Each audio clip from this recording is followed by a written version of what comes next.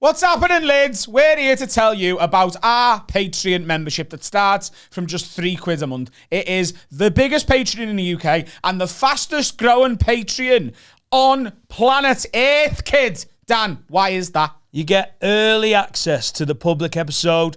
Pubes get it on Monday. You can get it up to 48 hours early. And on top of that, let me just interrupt you there and say you don't get any adverts on the early access. The YouTube adverts that sort of interrupt the show for the public people. If you watch it via the Patreon app, the adverts aren't there. You get an advert-free early access on top of your bonus episode every single week and all of the specials that we drop one of every single month. Dan, list them. The Ghost Hunt 2.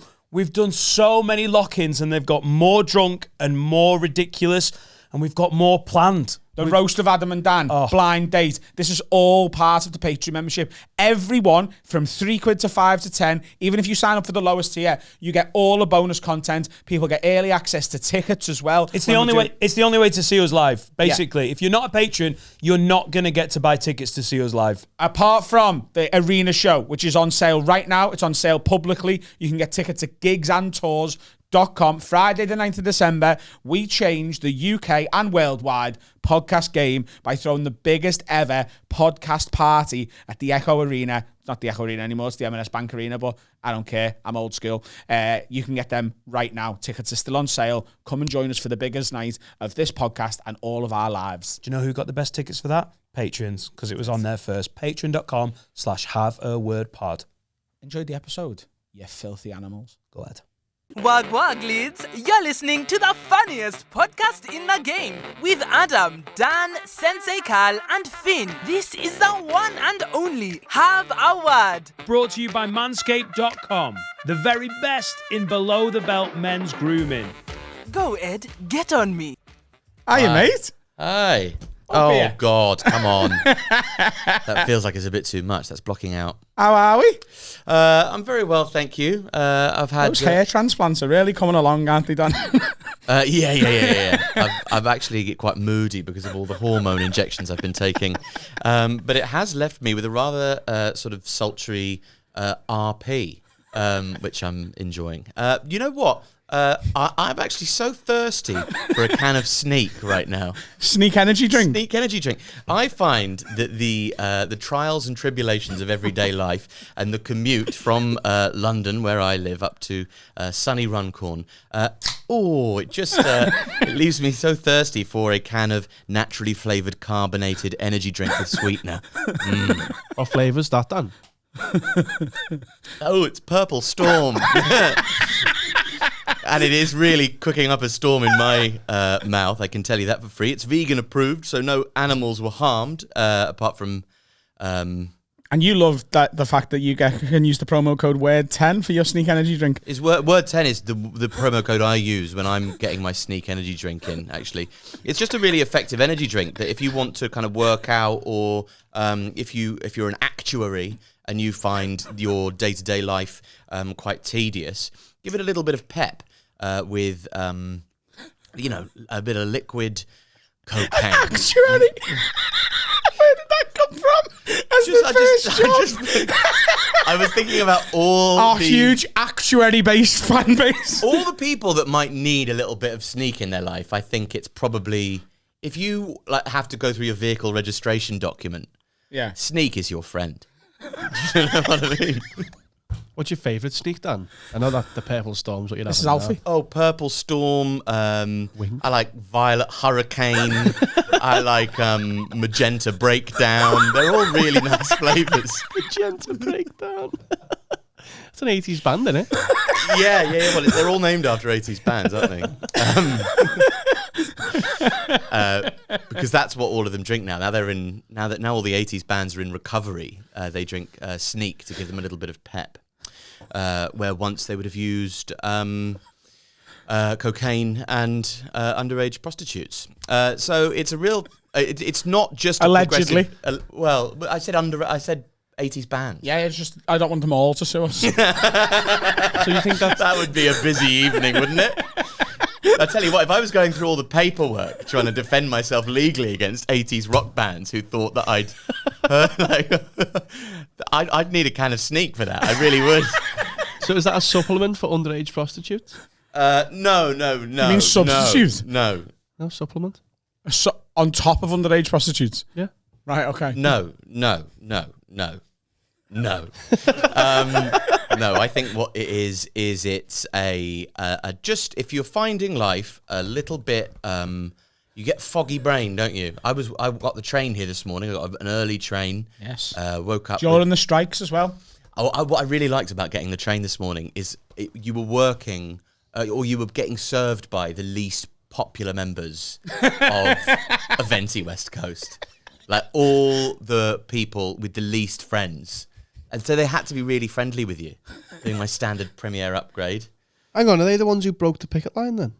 Venti West Coast. Well, no, there's loads of. I thought that everyone's just running a reduced service. Yeah, but I'm saying the ones who are working, are they breaking the picket line? Yeah, they don't care. Right. They're they'd just like you their know what? money.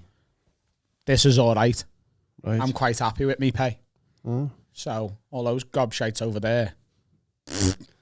I disagree. I think they should got every right to strike. And you need to catch up. Fair play. What happened to the dinosaurs?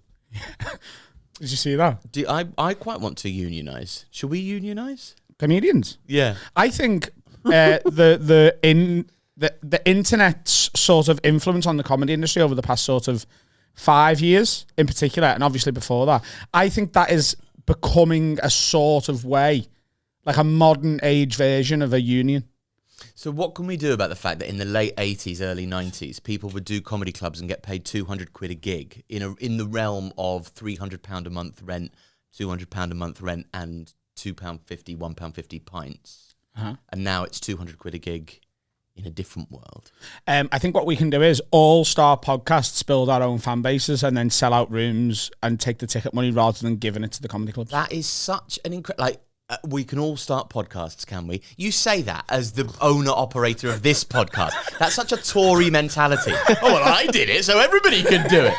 Honestly, that's Eric Pickles, pull your bootstraps up, Sajid Javid. Please subscribe to my podcast anyway. You know, if what he says is true, then please subscribe to my podcast. You know, Jesus Christ. Do you not think that's what's happening now? No. I absolutely, completely agree, and it is great, and it does work. And you know, you got in there first. It's not completely the same as, you know, all the factory workers with a job. Why don't you just get a job? Like, yeah, but you had a job first. That's why you got a job. So now it's not as simple as starting a podcast, because now there are so many podcasts and everybody's starting their own Have a Word in various incarnations. I should start my own Have a Word, actually. Maybe with Eric Pickles or Sajid Javid. Oh my good God. All three. No, but that would be a good, like, contrasting dynamic, I think. Possibly Sajid Javid, because I'm like a left-wing posh boy and he's a working-class Tory. That would be quite fun. That would really be quite fun. Yeah. I would immediately sign up to Patreon for the first time ever. Yeah. Okay, well, let's get... Look, listener, viewer, I'm going to invite Sajid Javid onto my podcast and see if... Well, how hard do you reckon I could go at him whilst still maintaining the fact that he would, like, stay, like, without him walking off? I mean, I don't know, because the more and more I watch politicians get interviewed now, it's like the second you give them a single point that they can't refute, they're just like, well, I'm not doing this program again. But I think actually what they would excel in is a podcast, because there's this huge, like, pressure. You ever done live TV? Only the news. Yeah. Yeah. He wasn't when the you used to read newsreader. the news. All right, Ace. 5 people have been taken to hospital with a gammy. Anyway, heart. Anyway, sorry, it's too The early. news, is it? Too early. Anyway, 5 people have got Taken gammy to hearts. hospital with a gammy heart. John, what's the weather like, lad? Pissing down. Gammy. Look, there are no bad ideas in brainstorming. Improv isn't always easy, okay? I actually think a Scouser reading the news would be a refreshing change of pace.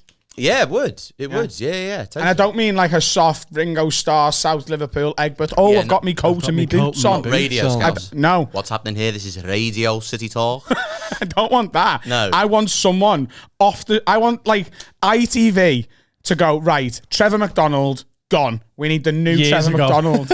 Right? Years ago. Or like Dermot Minahan, gone. Right? Boris Johnson's in Rwanda because he's fucking trying to pass through this policy. It's fucking bananas, man. Anyway, he's there because he's trying to sort the whole thing out. It's been a boss job, innit? No, So, that's quite southern. sorry. What's a We Northern need Scouse? Northern Scouse. Okay, well, what does that sound like then, Carl? Like our Jack. Like my brother. Remember, we were talking okay, about well, this. talk me through the vowel sounds and how they differ.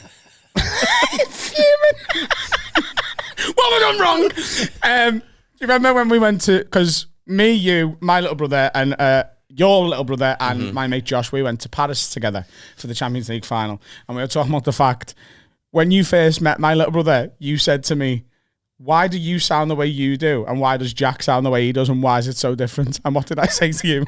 Because I have friends like you, Alfie. You soften him. Jack is like, you know, the over caricatured sound that people put in Bad Scouse impressions. Yeah. Jack's got a bit of that, and like Northern Liverpool, sort of towards Bootle way.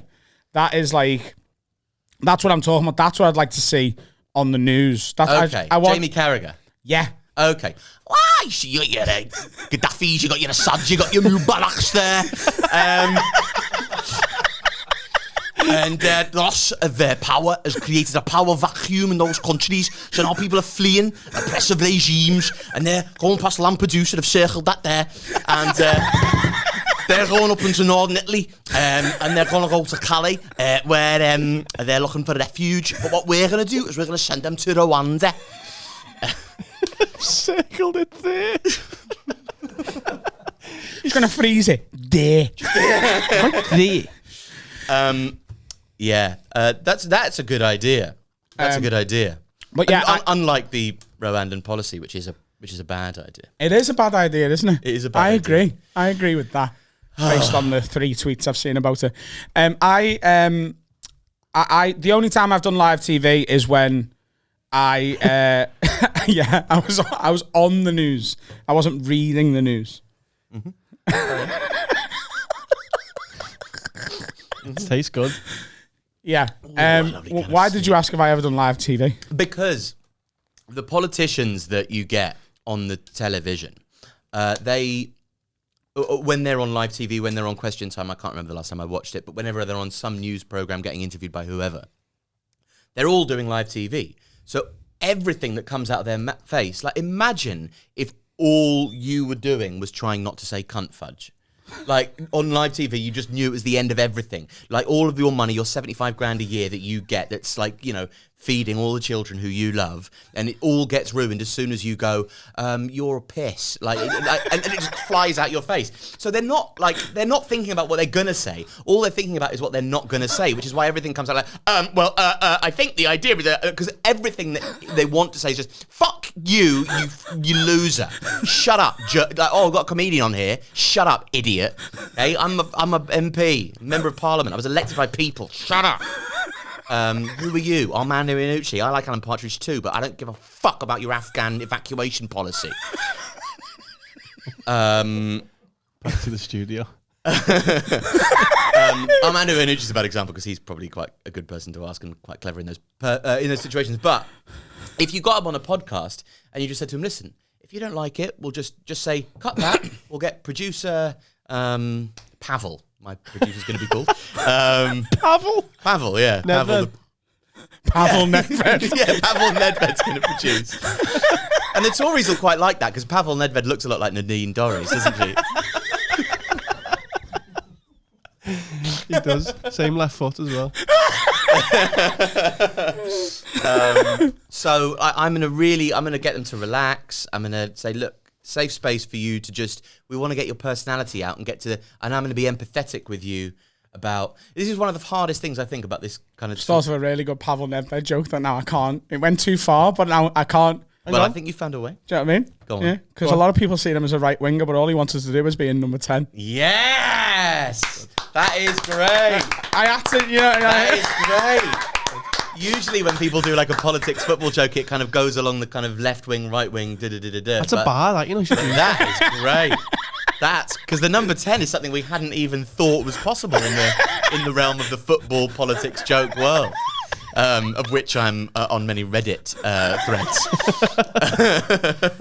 So, no, I can't wait to tell them about that. Hijinks in Sewer, who was a big fan of Emiliano in Sewer, is going to be he's going to love that, I think. So you're producer Pavel? What was I talking about? How editable podcasts are and how politicians can be. Oh, viewed. yeah. So Pavel's going to sort it all out for us, and that way we're going to get the true personalities of these politicians out, and I think it's going to be very helpful. My other solution to solve politics is to pay all politicians, MPs, sort of £600,000 a year. Right. And whenever you mention that as a good idea, people always say, these politicians don't deserve £600,000 a year. And I go, yeah, but if you paid them £600,000 a year, these wouldn't be the MPs. You'd get better people. Because the reason why it's only these people is you get people who don't need the money, who are so rich that they're just in it for some sort of mad, power-crazed, grim, like intellectually impoverished, shit-eating cock reason, like right now. Yeah. Or you get people who are just a bit crap, like, the others. So if you get experts in, that solves a lot of problems, I think. Yeah. Get them all on Sneak. They'll be fucking coming up with a policy to devise. Prime Minister's questions. Stripping away sponsored by red tape in the Spice. NHS like nobody's business. Big Sneak logo on number 10.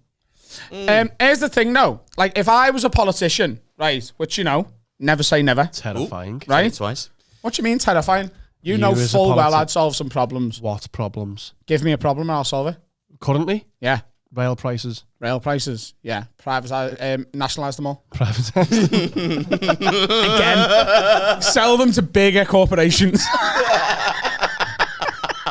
Sell them to bigger corporations who don't need the money. Tell the bigger corporations they're not allowed to make any profit. And then give all the railway fares away for free. Immigration. What? Immigration. Get them out. Get them out. I think somebody's already had that idea.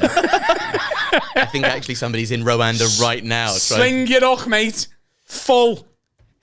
Next one. No room at the inn. Back to me nativity. No, here's me question, right? So, Okay. and that's not my opinion on immigration. I was doing a laugh. Here's the thing. If I was a politician, and never say never, right? And I came on your podcast or someone else's podcast, and it was like, right, whatever you say can be edited out, I would still be like, there's cameras on, and they're going to keep this footage and fuck me over at some point. Oh, yeah. Because do you trust Pavel? Sajid David does not just trust anyone called Pavel. Yeah, but I introduced Pavel as David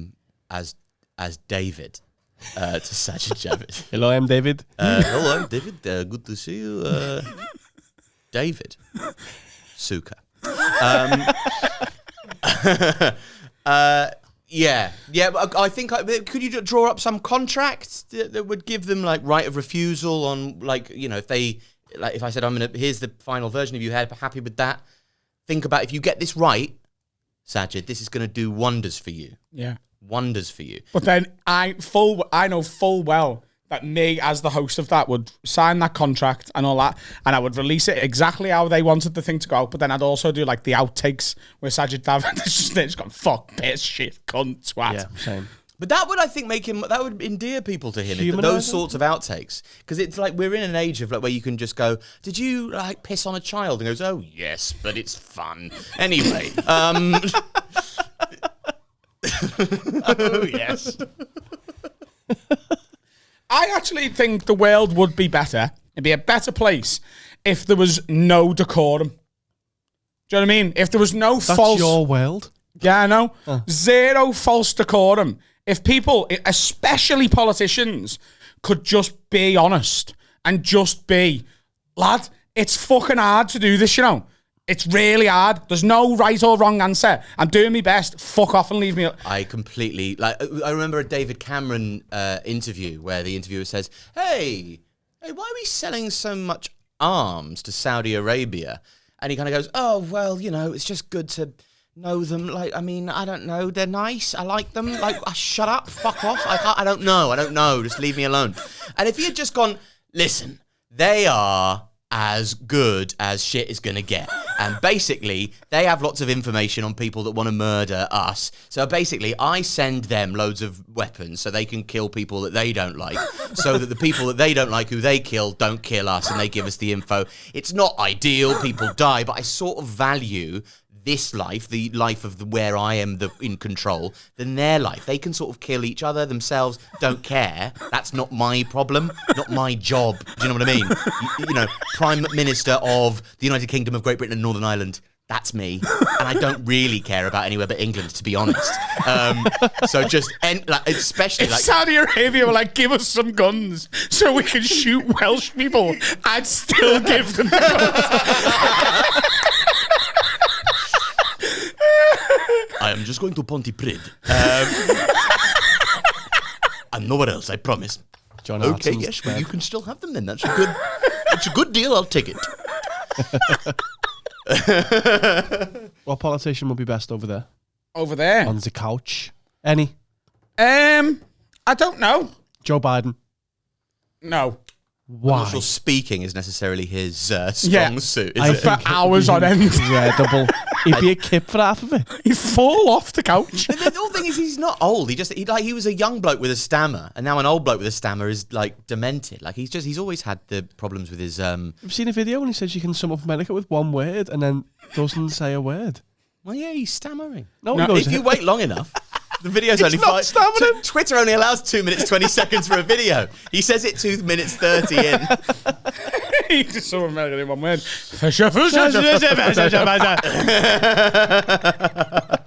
Donald Trump would be world class over there. He would absolutely be the best person we could get on this. Trump Trump. would be world Right. class. Okay. It would be it would be hilarious. You just ask him any question.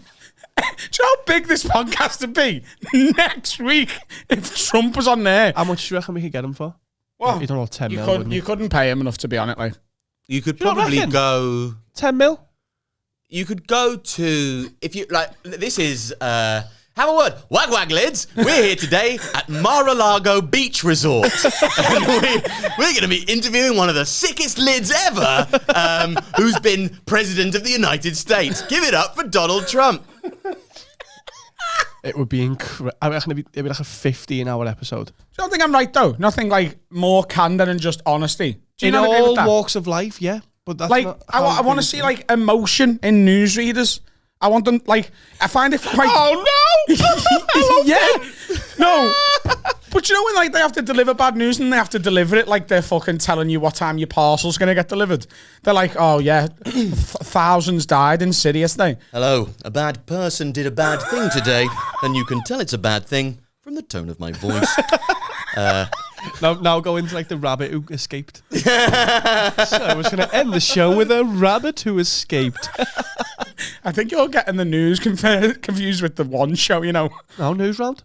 News round. That's what I watch. Is That's it? my news, yeah. When was the last time you watched... What time is news round on what day? 5:10 every day, Monday to Friday.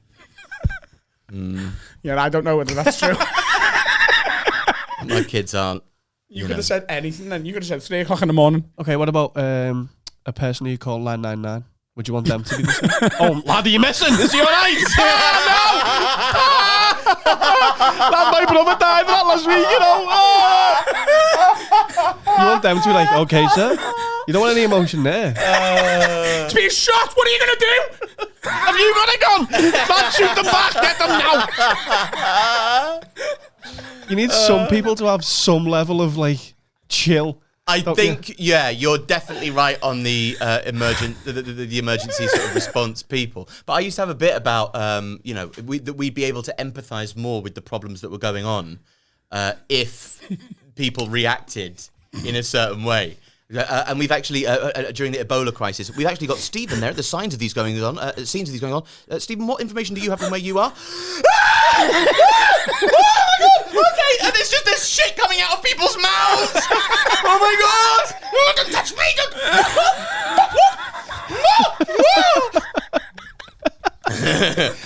Back to the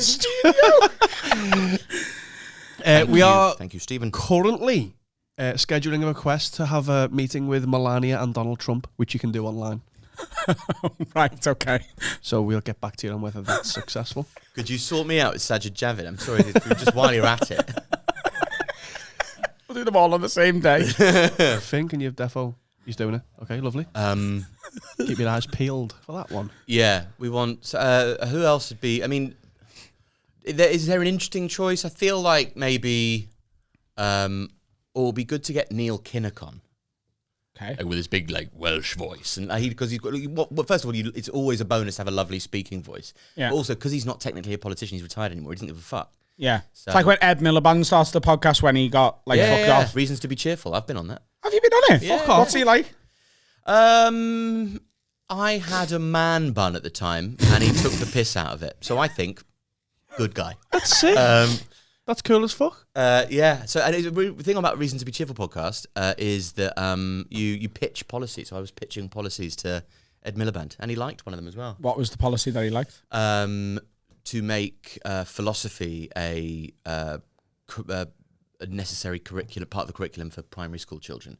And obviously, it's not like, so what does God is dead mean, miss? It's like, thinking philosophically about things like simplistic philosophical problems. Well, I've never studied philosophy in any way, so let's just pretend for a second that I'm a primary school child. Mm-hmm. Give me one sort of example of something that I should be thinking about. This is day one of philosophy lesson. I'm like, Mr. Brown, what are we doing today? So I'm showing you a big map of the world. Yeah. And I've just turned it over like that. I've turned it, and they say, what's wrong with that map? What? What's wrong with that map? It's upside down. No, nothing's wrong with it. Because in the context of the universe, there's no such thing as up or down, is there? You stupid Yeah, swat. But it says this is a map of the world, and those words are upside down. No, Look, no. the key chart is upside down. I can't read it. I can't read things upside down. Could you go and see the headmistress for a bit? Just get out of the... Get out. I feel like you're being purposefully difficult. And Look, where it normally says England, it says the Glanangly. Doesn't make any sense. I mean, those letters are upside down, so wouldn't the D look more like a P? Anyway, get out. They're all capitalised. Look, Get the fuck out. Listen, I didn't know you in this improv, so don't know me. Okay, you can't change the fabric of the universe once one of us has introduced it. Okay? Is that a There's philosophy? your fucking lesson for today. Is that a philosophy? Sorry? Like, I wanted to retrain as, or I wanted to train as a philosophy for children teacher, which is a real thing that exists. And it's all about these, I suppose, with any philosophy, or indeed good comedy, I would add, the thing is to perhaps challenge preconceived ideas or get people to think more deeply about the things that they've already made up their mind about. Nice. So to think philosophically about, the world and its place in the universe would technically be... But philosophy is basically just... Like, it becomes a problem, philosophy, when science gets too good. So, maths was philosophy when it first started. Because it started with somebody going, I think numbers, I really do. I really think numbers. I just do. I just really have a feeling about numbers. So that's my vibe. And then everyone, yeah, numbers. And then, philosophy. No, maths now. We know enough. And everybody was kind of back in the day thinking about what's consciousness? And now some scientists have gone, it's this. So it's science now. It's not philosophy anymore. So philosophy, in terms of how useful it is, can really only be useful in terms of moral philosophy, what's right and what's wrong. Is price gouging right? So during the New Orleans flood, newsagents hiked the price of water and other kind of emergency necessities that would keep people alive to $50, $100 a pop. Right. Is that moral or not? I don't know. Exactly. Surely not. Well, you never did philosophy for kids, did you? No. Are you still a kid now? What? Are you still being the kid? Yeah. No. I don't get it. Have you got any philosophies on life? Have I got any life philosophies? Yeah. What's your philosophy? I do, as I would have done to me. Yeah. That's why I suck everyone off.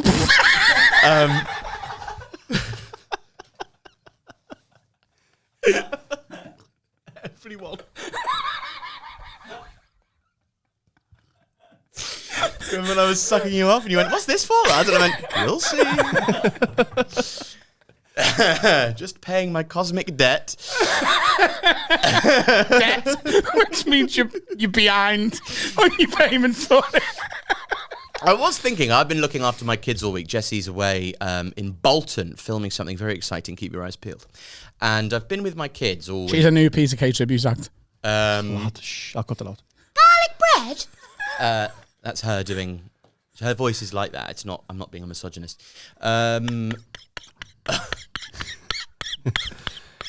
Serica, it's you does that, isn't it? You don't feminise your voice when you're talking about a woman. Yeah. Serica loves that. yeah, but I mean, it's a trap, innit? Yeah, she knows, but she still enjoys it. Yeah. She gets it. Yeah. She's not like, oh, that's dead nice. She understands the joke. Right, cool. That's good. It's always Good for her, actually. Well done, you. What was being said? Yeah. She's the new Queen K tribute act. So I've been looking after my kids, and first of all, loving anyone more than you love yourself, I would not recommend. It's exhausting. Second of all, like I haven't masturbated in a week. Sorry. It's okay. No. Sorry, hitting the microphone. I usually try and have a good wank before I come to the Have a Word studios, just to loose my balls of all their tension. But actually, I quite like the way I am right now. But also I've not fucked in a week. Yeah. And I just was thinking, good, actually. Whilst, yeah, because there was no non-arrestable way to do it. Why have you not masturbated though? Because I sleep in the same bed as my 19-month-old, and it's frowned upon. I have no idea. Like what? It's not anything that Blair never told us what the rules were about that. Like I just never. I've never what? Blair. The band. No, Lionel Blair. Oh, right. He's my philosophical guru who I went to. I thought you meant the song 2 and 4 guys. No, but I do appreciate how that is how you would say the band Blur in your accent. Blair. Blair.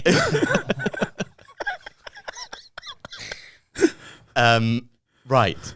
What the fuck was being said? Has it been a conscious effort to not masturbate, or just you just haven't? Yeah. I was in bed next to my 90-year-old going, "No, you don't! No!" Is that your hand? Yeah. A horny 19-month-old. Yeah, well, listen, it's your podcast. You bring out in people. I can't be held responsible. I feel like I get contaminated by the atmosphere in the room. Okay, this is not my moral faculty that makes these jokes. He's my kid. Fuck you. And I was the victim in the joke. Anyway, the point is, it's not good. Anyway, I was wondering whilst I was away from Jessie that I've been not having sex. I've been celibate. And I didn't volunteer to be. So how long not fucking for? Does it take to be an incel? I think an incel is not just someone who is involuntary celibate as much as that is just the etymology. Is someone who has zero chance of having sex within a 48-hour period, even if they really tried their best. And I don't think 48-hour period. I think that's pussy man over here. I get any pussy in 48 hours, me. Do you not think you could have sex within 48 hours if you really put your mind to it? I feel like you could. Thanks, man. I mean, I do too. But would I necessarily want to have sex with the person I was having sex with? That's not the thing, no. No, it's not the thing. No. But it is important to me. It is, yeah, but that doesn't make you an incel, because incels couldn't. No, that's true. That's true. Whoever has seen my last show will be aware of a deal that me and my partner made, whereby if she had another child, when I was on tour in Australia, I could fuck whoever it was I wanted. Yeah. And I went to Australia in the spring, and I didn't fuck anybody. Right. I didn't fuck anybody.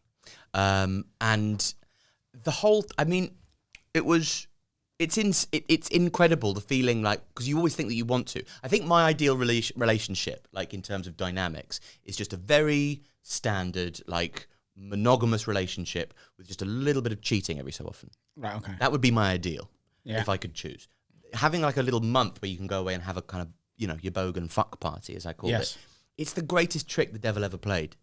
Like Jesse saying, you want to fuck somebody else, do you? Why don't you go and fuck all of Australia? It's like, when you like get caught smoking and your parents go, fine, smoke the whole pack. Fuck everyone in Australia. I can't, I don't want to. I'm not into it anymore. I don't like it. No, don't make me. Like, I don't want to. So I just... Do you think it was the permission that put you off? I think it was the permission, the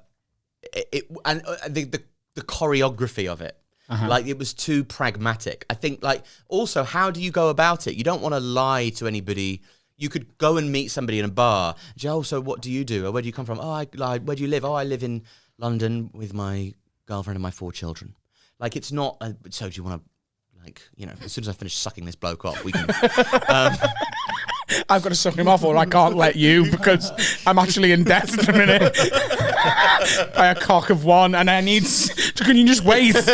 Right, don't go anywhere. Wait right here. I've got to suck him off and call me girlfriend, say goodnight to me kids, and then I'll be back and we can do whatever you like. It's just there's no way she's gonna want to like engage with that. There's no way that anybody. So being honest, so it has to be this sort of random, a random encounter. That sort of with a charged moment, and also like cheating is hotter than doing it with permission, obviously. Yeah. So what she was doing is depriving me of that like element of the horniness. That's clever, isn't it? Yeah, really clever. It's really fucking clever. Yeah, it's literally like parenting, isn't it? She's properly parented you. You can have as many sweets as you want. No, go on, just all the sweets all the time. You don't have to eat your dinner ever again. I was doing and that. You feel scared, don't you? Yeah. You're like, why is she doing that? Why? Wow. No, I'll do whatever you want. Yeah. Sorry, I'm sorry. Whoa. Giving me fucking roasties there. Oh my God. Carrots and peas now. I genuinely did that to my 19-month-old yesterday because I was so like, he was going, snack, and you give him a snack and then he wants another snack. There's no like, and you say no because you don't want him to just, and then got to a point where he's had a big thing of rice cakes and I would just, yep, there you are. There you are. I was sort of thinking to myself, is this, like, could he die? Like, if he has enough rice cakes? What's the limit on 19-month-old devouring rice cakes? Is he going to get full? But he never did.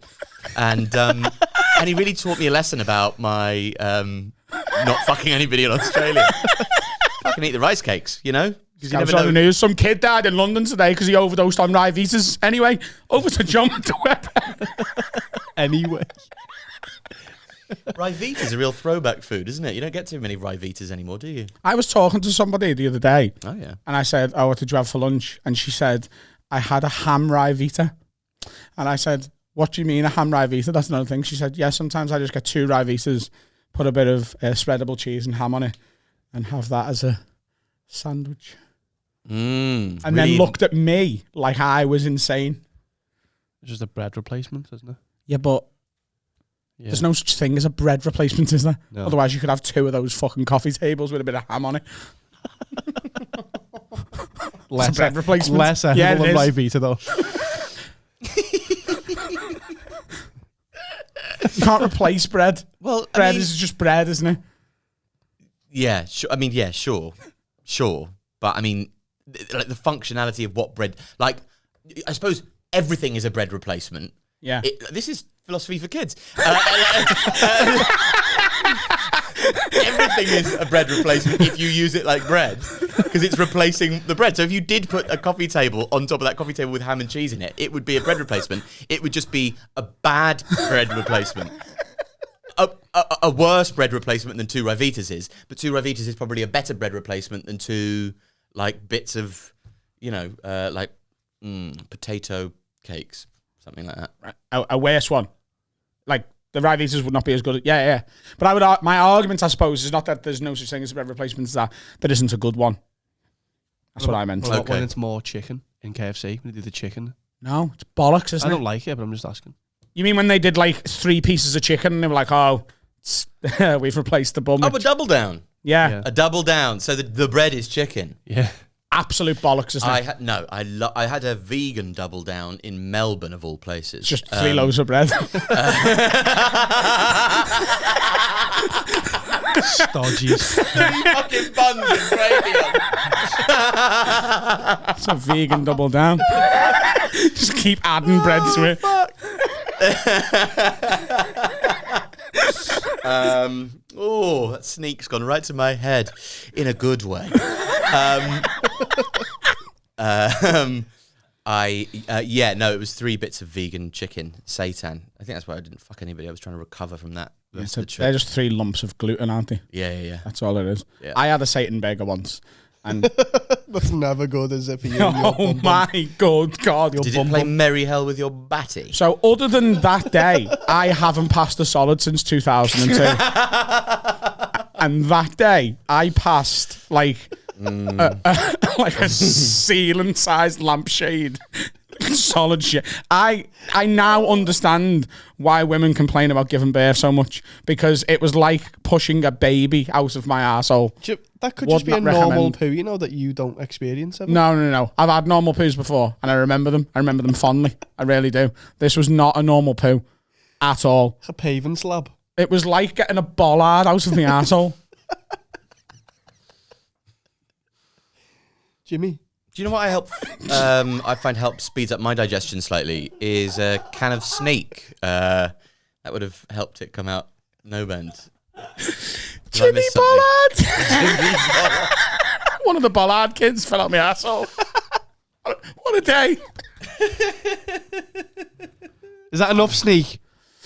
Right, let's have a break. Alfie, press the big red button. Here's an advert. Okay, here's an advert, everybody. It's not for Sneak. Not for Sneak. All right, guys, time to talk to you about NordVPN. Adam, you were always on about getting a VPN. You're a big fan. I am, and there's a reason for that. I use it pretty much every week. It's not only like a way to set your location to anywhere around the world, which means, you can watch like the Premier League, you set it to Canada, use a Canadian streaming service. You can also, like, if there's a film you want to watch and it isn't on British Netflix, you can find out what country's Netflix it is on, set your VPN to that country, and then watch it. It opens up the entire world of film, sport, everything. And on top of that, it's a malware protector as well. So it stops you getting viruses. It certainly helps you repel a lot of them. I can't recommend it highly enough. I don't really need to do a hard sell on this. There's 3 plans with NordVPN. There's standard, there's plus, and complete. Even complete is only $5.99 in dollars a month. Just get it. It'll be the best money you spend every single month. I cannot recommend it enough, especially with NordVPN. You get a 30-day money-back guarantee. So I don't really know what people are waiting for. NordVPN.com/haveaword. Use code HaveAword. Go get it. And wank in Jamaica. And we're back. Hope you enjoyed that advert break. That for you was just a few seconds, but for us felt like 2.5 hours. We've had a lovely little relax. We have Finn, Carl, Me. got questions? Yes. This is from Katie. I did all the prep, by the way. I've just passed it over to them. You know what I mean? He didn't do a fucking shred of it. Neither did I, to be fair, Finn did. Katie McKinley. I've got a question for you. Casey Mac. Fucking hell. You know Kato? Oh, fucking Kato. Kato. Kato. Katie Mac. Katie Mac. Katie Mac. Oh, Katie Mac. Katie Mac. Katie Mac. Oh, yeah. That's the question. Sorry for your loss, by the way, Katie. Who did she lose? I don't know. I'm just being a dick. I mean, you're probably right at some point. It's worth saying just in case someone died recently. Do you know what I mean? Soz. There's no harm. There's no harm if she didn't. I got in trouble working at Topshop for that. Did you? Oh, yeah. Sorry for your loss. Just the top for today. What did they say? No, I'm joking. I didn't really do that. I did genuinely get fired from Topshop for crossing out the word top on all the bags and writing sweat. Fuck off. To be fair, I got in bad disciplinary trouble for it. I didn't get fired. I left shortly after that. I want sweatshop. But the... yeah. Yeah. Anyway, there you go. It was a fun fact. It was not. It was a top shop, not top man. No, you were. Oh no, you don't want to work in Top Man and serve men. You want to be an 18-year-old boy, all Yeah, of course. cherub-faced, serving the best that London has to offer, or just whoever the women were. I once, I wonder if this is legal for me to say, but I once fancied a girl, and she seemed in a bit of trouble, and she was buying £400 worth of shoes, and her card was declined, and I didn't tell her, and I just put the declined receipt in her bag and left, and she left. So you just gave her the clothes. That's amazing. Mm-hmm. How long ago was that? I think that would have been 17 years ago. Oh, fuck That's them. it. That's why they might have gone under, though. Yeah. I like that. This 400 quid! If we had just had that 400 quid. I once I got with a girl because I made her laugh, because we used to have to sell Topshop only credit cards, like store cards, and then you'd have to ring. Oh, I got in quite serious debt with one of them. Yeah, they're really evil, actually. And I used to ring up India. It was India, and get very frustrated spelling out the people's names who you were doing filling out the card form for. And I used to do the alphabet for them, but you do what's it called? The Phonetic alphabet? Yeah, the phonetic alphabet, but in the least helpful way possible. So I'd go, okay, so it's E for I. G for no. Yeah, okay, and then P for pterodactyl. So I-T. And Helena, who worked on Topshop shoes, found it most amusing, and then we went to dance. And we had our first kiss while listening to In Da Club by 50 Cent. And even at the time, I couldn't quite engage properly with the kiss as her tongue swirled. In that, you know when you're a teenager and you French kiss somebody and the tongue is kind of like rigid? It's like the tongue has an erection and it just sort of moves circularly around the mouth. Anyway, I just thought it doesn't suit me kissing to this song. And I couldn't really enjoy it. It absolutely doesn't, actually. No. Oh no, it's actually not In Da Club, it was PIMP, which is worse. And I remember her like looking at me with the wide eyes, like we're going to kiss soon. And then she would point, you won't get $1 out of me. And she pointed to her own shoulders. Me, no kind of like you can't see, because I'm a motherfucking PIM. And it was Did you just spell PIMP? Yeah, P for pterodactyl.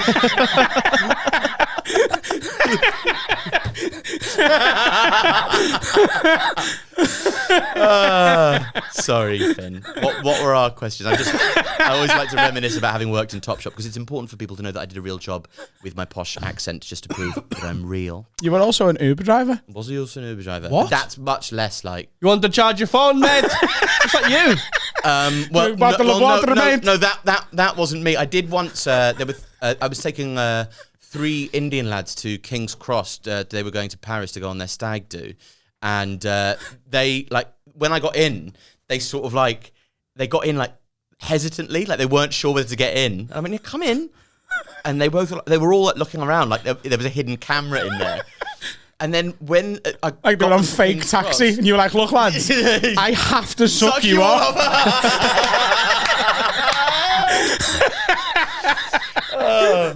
Genuinely, when I got them to King's Cross, they said, "Sorry, mate, can we have our photo taken with you? We've just never had a white person as an Uber driver before." And they took their photo with me. And they took a white Uber driver. Wow. Genuinely. Imagine the other way around. Yeah, but it's not remarkable, is it? It's like, hey, mate, I just you're from Bangladesh. I'm from, I was born at UCH. Photo. It's not. If I was an Uber driver, I'd definitely be doing me Irish Turkish accent all the time. Yeah. Just definitely. All right, mate. Bottle of water, mate. Charge your phone, mate. Where I don't think you look like you could get away with maybe being from Syria. Somewhere else. If it was maybe ethnically ambiguous. Yeah. But for me, I think I'm kind of, what's the opposite? Ethnically suggestive. Ethnically suggestive. Yeah. Up of a bang on face. Yeah. The most oppressed I could possibly be is Irish. You, with a full-on, Dylan Moran style Irish accent would fucking work. Oh, come on now. This car isn't going to drive itself now, lads. Now you get in there. I know I'm white, but I'm Irish, okay? So you don't have to be so, up in arms about I'm just going to say, if you are as white as you are and 3 Indian guys are getting in the car, you can't say to them, this car isn't going to drive itself, because that does suggest. I'm going to get in the back. You know what you're doing. You'll be used to the custom here. Just bootle off to King's Cross and we'll be right on our way. Thank you so much. I was but I was only an Uber driver for a couple of months. It doesn't pay well, and it is quite dispiriting. And you've really got to, the people that do it and earn a decent living off it are like and I always talk to Uber drivers now about it, and the amount of work they put in to try and make money is astonishing. Yeah. It is like a real fuck of a shift they put in. So good for them. Here's to the Uber drivers who, are out there. And you know what? If like time travel's ever invented, sure, Uber driving will become obsolete. Finn, have you got any questions? That's so. Why are you asking Finn? Because he did the prep. He's got the fucking mic. Go on. Have you Katie McElhinney or whatever your name is has been waiting, so I'm going to ask the Gary Beaky question. No, I'm messing. I've got a question for you and the boys. If you could live in any other time period, when would it be? Pick a decade or era. Personally, I'd go for the Tudor times. Something about the boobs in those dresses and the crotch-less bloomers. I'd spent a lot of time in dark That doesn't make any sense. Does she know she could just wear them now? I think it's on other people. Oh.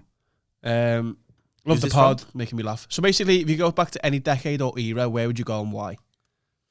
I mean, you're going to have trouble enjoying those, voluptuous Tudor breasts with your 41-year life expectancy. And also that's like, a lot depends on being a member of the court. Like if you're just one of these people who's got cholera and is busy like vomiting poo all the time. Oh, this is not actually what I asked for. I should have specified a high-ranking member of Tudor society. This has absolutely backfired on me. I hate having cholera. It does say if you could not have cholera, would you not? I think it would be very beneficial to me to go back just like even 30 years maybe, like to just before I was born, because I think a lot of my opinions, I've got some progressive opinions, but some are considered a little bit regressive. Yeah. But if you take me back 30 years, I am the most progressive man on the planet at the time. You can all marry each other and you're all welcome. That's nice. You would have been a real lefty, wouldn't you? Yeah.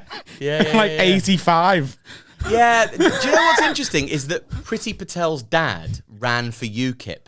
So, like, to her parents, she's like this real renegade lefty who kind of, Priti's a hippie joining the Tories, like fucking kids, She'll grow out of it. She'll join UKIP like a good old dad. Okay, that's a good shout. So 30 years ago gets you to 1990. 1990 are boom years. Yeah. Do you want several credit cards and a mortgage? Yep. Do you want a home that won't destroy you? Yep. Yeah. Perfect. 85, send me to 85. Got a 5-year run up at the 90s.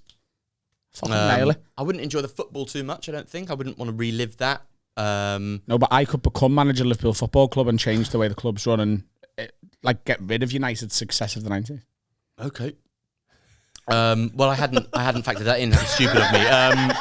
But now you've put it like that. You're not going back with superpowers. You're just going to a different. No, but I know modern football tactics from now, don't I? How are you getting the fucking job? What? I'll just go in with a presentation about gegenpressing. I'll take some videos with me at Klopp's Liverpool. We'll be like, I'm gonna do this. Like the Almanac from Back to the Future. You've just got a couple of video cassettes of 1920 Liverpool. You're going in there like, right, Tony. Yeah, stop boozing. It's obviously shit for you. Everybody needs to do more running. And, we're going to do a thing called a rondo, okay? We'll get in a circle and pass it, and then some maniac's going to try and tackle you, right? Stop, put that beer down. Okay, great. Yeah, this is good. I think, if we look at, the way that things progress, then I would easily have as much... I reckon I'm as good a football manager as Neil Warnock. There's no way I could be worse. I know less than him. I couldn't possibly know less than him. Do you reckon? No, not really. But It felt like you were going to pressure the point, and I wanted to bail out of it. But no, it's just a joke for the podcast. But you probably do. You probably are a better football manager than the average manager of the 80s. Yeah. You could probably go back then with your knowledge of modern football. are you saying I'm a better manager than Bill Shankly? No, I didn't say that. Okay. You said at the 80s, and I'm going quite before the 80s. Exactly, yeah, when it was better. Okay, wait. You did say the average manager. The average manager. Okay. Yeah, fine. Yeah, you call him Bill Shankly an average manager because that sounds like what you just said. It's weird, isn't it? Because they always have these debates about like, would X football team from today beat X football team from the 90s? Like, who's the better? Is it Man United's treble winners? Would they beat? Man United's treble winners wouldn't beat like today's Tottenham. No, like they're just not in the same physical condition, and their tactics are 20 years behind. They'd get hammered like 9 times out of 10. It would just be a fucking bloodbath. But that's like because like sprinters are faster now than they were. Yeah. People are running minute mark or like it's How just, low down the current football pyramid do you think could beat Liverpool's 77 Champions League winning team, European Cup winning team? 77. Like, I think Wolves would turn them over. Yeah. no, but do you think like he's left, hasn't he? Imagine Adama Traore. do you think like Alan Plymouth Hansen. would beat them? Like today's like. I don't know. That's really interesting. I think maybe like. Do you think like Total Network Solutions from the Northern Welsh Premier League? Probably not. Do you think I they don't would think be? Total Networks haven't they renamed themselves? Yeah. It's still TNS though. Yeah. Yeah. Total New Saints. The New Saints. Oh, that makes more sense. Well done, them. I quite like Total New Saints. It sounds like a kind of porn magazine for people whose fetish is saints. Here we've got John Paul II in a bikini. No, but imagine like Jan Malby versus like N'Golo Kante. Oh yeah. It wouldn't even be fair, would it? No, you'd have people, you'd have people coming on with stretchers, and then if they're carrying off Jan Molby, struggling to hold the stretcher. Just play it around them. Like a horse at the Grand National, just put a thing around them, shoot them in the head. Yeah. I'm going back to the mid-80s. I reckon that's where I'd thrive. All right. As a comic? Definitely as a comic. Right. Okay. You gonna wear a condom? What? Wear a condom if you're going back there. Yeah. Good. Yeah. Just checking. I care about you. Yeah. Care about you. I don't want to get I'd like to go back to. I'd like to be 20 in 2002. I think Why? it's a bit easier to get on TV. I think. Didn't that happen? Hang on, 50. That wasn't that far away, was it? You must have been like 20. No, in 2002 I would have been 14. All right, okay. 6 years difference. No, I'd quite like to go back to the. I think the 50s would probably be quite good. I'd like because if I could become 20 in 1960, I've chosen it. Fuck. I've done it. Yeah, Why? brilliant. Because I could buy a flat in Harley Street for $5,000. You would have I been could an listen infant child to- during World War II, though. Yeah, but I made it. Fuck everyone else. Oh, look, it's fucking mum telling about the sirens again. Shut up, mum. I'm listening to the Beatles. Oh, I don't like the Beatles. You wouldn't, bitch. I'm a very aggressive child in the 60s for some reason. Is this still your mum as well? No, it's not. It's not my mum. It's a bad mum. In the 60s because she's because my dad's dead from war, and it wasn't even like he was actually an RAF pilot who went to go and save people at Dunkirk, and then his plane got shot. He didn't die in the plane getting shot. He was ejected, and he landed on the beach and went, "Oh, I've just been trying to save you all, but I got shot down by the Luftwaffe." And then everybody went, "Fuck you," because everybody on the beach hated the RAF because they weren't plentiful enough in amount, I believe, as it was put on the front lines, and they would push them off the boats, the RAF. So my dad was pushed off the boat and let to drown in the sea. And if he was as fit as David Walliams, he would have just swam it, wouldn't he? But he was weak, so he died. So why are you going back to the 60s? To listen to the Beatles as they I just got taken away in my fictitious dad's death fantasy. And I think my mum's got a different name and a different sort of vibe to her. She's probably she would have been a nurse and one of the land girls during the war. As my old pop used to say, they were a fine bunch, the land girls. What's a land girl? The land girls were people who took Couldn't swim. vacated. They weren't amphibious. That's for damn sure. The amphibious girls were something quite different. I believe there's a Del Toro film about it. Is that the one that won the Oscar where she falls in love with the fish? Anyway, imagine pitching that. I fall in love with a fish and then try and fuck it. Anyway, can I have an Oscar, please? No. Go Now. away. Can I have the Oscar now? In the pitch. Got an idea for a film, and I believe this is where you pick up Oscars as well. That's it. Also, I'd go back to the 60s and pitch all my least favourite films. What's a land girl? Oh, sorry. You are the most, you tangent insane. He's had 70 in modafinil and a can of sneak. Leave the man alone. I've actually got adult ADHD. So is he. People with adult ADHD always tweet about it with such focus. It's one of my new jokes. It's quite short form, doesn't really fit my style. Anyway, the land girls took vacated jobs men vacated in the Second World War. Okay. And were girls of the land. Bricklayers, plumbers, Farmers. I mean, surely they were. welders, Shirley, they were called other things as well, yeah. Fortune 500 CEOs. And you were in America? Yeah. Fortune 500. They really were. I'll do that. They were a fine bunch, those land girls. So you're going back to the 60s, specifically listen to the Beatles? Yeah, and all the other good stuff. And then when I'm 30, I'm a little bit more mature. I can do my Joni Mitchell, my Neil Young, my Tom Waits, my Bruce Springsteen, and I get to see them. I would be, but also, it'd be pretty great, wouldn't it? And also, Liverpool pretty dominant. House prices are fucking low. Fashion's cool. It doesn't quite feel like kind of capitalism has pervaded the psyche of the populace in quite the same way it has. You don't have social media, so nobody's glaringly and unrelentingly mentally ill. Children aren't addicted to porn. It's a great time. Any more questions? I always get a bit too serious on the questions.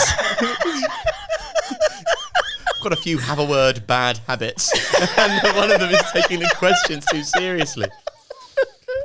Go on. This is from Gary Beaky. Gary Beaky. Gary loves Beaky. a fucking Gary him. Yeah. Hey? I'm going to 2000 Trees Festival next month and was proper buzzing when they announced the comedy stage. They've got Dan headlining with former Hathaway guests Mark Nelson, Dean Coughlin, Vittorio Angeloni and Lauren Patterson, as well as Dan Tiernan, Molly McGuinness and Mick Ferry, all of which I've discovered via the pod. Are there any real difficulties with performing at festivals compared to a club? Yes. Do you tend to stick around and enjoy the party? Do you have any funny stories from performing at music festivals over the years? Have you performed at many music festivals? What ones have you done? Latitude Festival. Uh-huh. Platitude Festival. I was over the moon to be there. Fucking That was good, that one. Sonosphere. So really, I've operated at both ends of the festival spectrum, as it were. Sonosphere, I was on at the same time as Mastodon, and I spent my whole sat down saying, "What are you doing here? The best band at this awful festival is on right now as we speak, and you're watching me. There is no good reason to be here." And a few people went, "Oh, Mastodon, shit," and then left. The Sonosphere was good fun. Latitude Festival I've done many, many more times, and it's all right. It's a bit shit doing. When you do a club gig, it differs from a show gig, as I'm sure everybody will be aware. In that, you're doing Hot Water Comedy Club on a Saturday night. The mentality is very much you've got to put your foot on their throat and not take it off.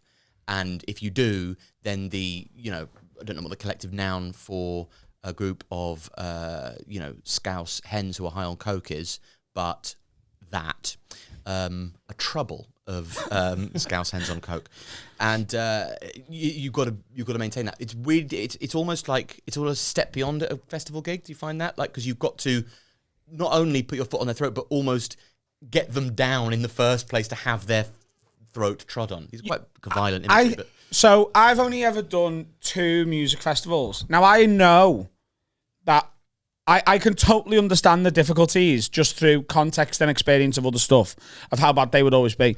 So the two I've done, one of them was Liverpool Sound City, and the comedy tent was 50 yards away from the main stage, and they didn't stagger it. So the cribs were on whilst we were doing stand-up to a literally empty tent. There was like one or two people who were off the face on drugs who wanted to get shells from the rain because they couldn't concentrate on the songs anymore. The other one I did was Download Festival. Now, Download Festival, the time I did it, I was on right before someone, maybe like Cunt and the Gang, who are like a famous comedy download band, whatever. Yeah. So the tent was full when I went on, and I loved it because they were all there and they were like, we're here for comedy, we know who's coming up in a minute, and we'll watch this guy first, and it was fine.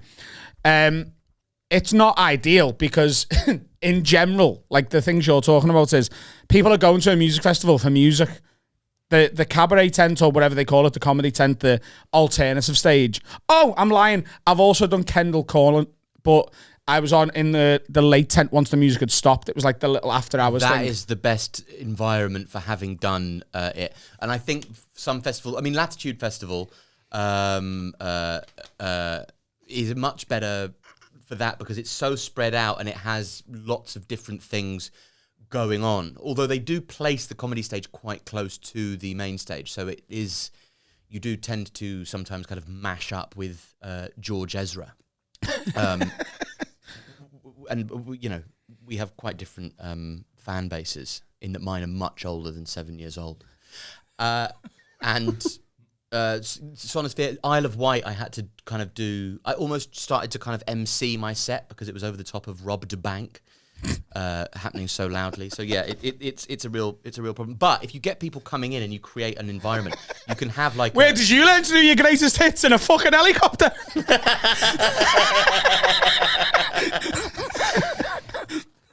I think he'd turn around and say, thank you for saying greatest hits. Do you have any funny festival stories as a punter? I've never been to one. We're going to our first music festival where I'm going as a punter in... Where are you going? We're going to Leeds because the Arctic Monkeys are on. Arctic Monkeys are on. I went to Latitude Festival, Platitude Festival, couldn't believe my luck. And I got drunk and then had some weed, and the weed was laced with another more significant drug. And Smack. I was, I don't know what it was, I never found out. I downed a bottle of red wine because I was so energised, and then told the head operator of the Arcola Theatre that I thought Philip Ridley was shit as a playwright, who is shit. But he didn't like it because Philip's actually a patron. Sorry, Philip. Philip Ridley. Yeah. Ugh, such overwritten bullshit. My pussy is like a ravine, and your cock is a nuclear bomb. Fucking just write something, you idiot. You get drunk so different to Adam, by the way. Yes, I don't get sleepy. When we're out and about, and he's going, come on, mate, let's go. Artie, there's some fans over there. They want to have a nice time. Let's dance to the song again. Anyway, I was sharing a tent with my friend Henry, and I woke up in the middle of the night next to him in the quite small and humid tent, and I just sort of felt like shit, like rumble in my stomach. And I didn't realise what the rumble was not just kind of a rumbling, bubbling, like something happening. It was actually a movement, a journey that the shit was on, out of my arsehole. And I farted, a little wet fart, and I went, I think it's going to get worse. And then I evacuated a cow pat, like a full adult cow-sized cow pat. And then I had to, with Henry next to me, sleeping. In the tent? In the tent. I had to pull my shitted sleeping bag down. And because I couldn't quite, I was still drunk and high, I pulled the shitted sleeping bag down over my... So I was sort of Turns out we don't get drunk that different. Smearing the poo down my thigh. And then I rolled up the sleeping bag and threw it out the tent. And then I realised I'd got on my sleeping mat, I'd got like a daubs of poo as well. And I had shit all over my hands. Then I tried to open the tent, but my hand went on the gauze like a mesh bit of the tent. I had to take all of my stuff to the bin, but also lean over Henry, who was the only one who thought to buy wet wipes, take his wet wipes, like dangling over him, my shitted body looming over his sleeping frame, and then put my head, like my legs over my head, wipe my own arsehole, but like on a level with my, like wiping it like that, because my legs were so far back, thinking if he wakes up now and sees me wiping my arsehole, but like on an eye level with my arsehole, like I want to... Like I'm angry with my arsehole. I'm like, you don't do this again, okay? Like this was naughty, you arsehole. Like wiping towards my own face. Legs are in my head, wiping towards my face, throwing each hanky out of the tent. And then really nice guy who would help to set up our tent, who sits on a little tower above, saw me walking in my boxer shorts towards the. Like he was giving us loads of stuff like, oh yeah, loads of girls here at this festival, man. Yeah, you're gonna have a great time at this festival. Oh man, yeah, girls down there, really hot ones. Yeah. So I was walking to the bathrooms in my boxer shorts, holding my sleeping mat and my sleeping bag, ready to stuff them into the bin. And he went down from his side and went, all right, mate, good night. And I went, no, I shat myself. And then we went back and I got in the tent. I slept underneath my clothes, free of poo. And I thought I could keep it a secret from Henry. And I just didn't tell him what happened. I was like, I need to go. My sleeping bag's got holes and it's wet. I need shit. I threw it away. Need to buy a new one anyway. And he went, oh, okay. And then when we woke up in the morning, I went, Alf, what's this? What's this? And there was a poo handprint on the gauze mesh of the tent. Like, you know the bit in Titanic when they're fucking in the carriage? It's just a poo handprint down the way. And I went, oh, yeah, I shat myself. And then the next night, there was a really fit Finnish singer who was on the main stage. And I was trying to flirt with her, but we were really like close to my tent. And Henry was mentioning the story because he found it so funny. Of course! Of course, but I'm trying to fuck with... Anyway, Jamie Dornan was there as well, so I didn't have a chance.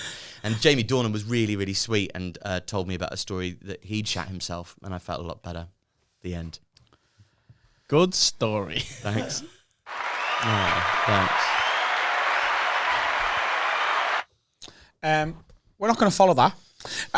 So let's have another little break, another little advert, and we are going to get have a word Hall of Famer actually, Thomas Green. He very popular first episode, being my tour quite cool support. to be a one-time Hall of Famer, isn't it? Yes, that's a real impact you've had. He also did the live show. He did the thank you show that we did. So he's done that. He's done this, and he's also, you know, if you've seen me on tour this year, high likelihood you've also seen Thomas. He's done a lot of the sports slots. Yeah, we'll be back in a moment.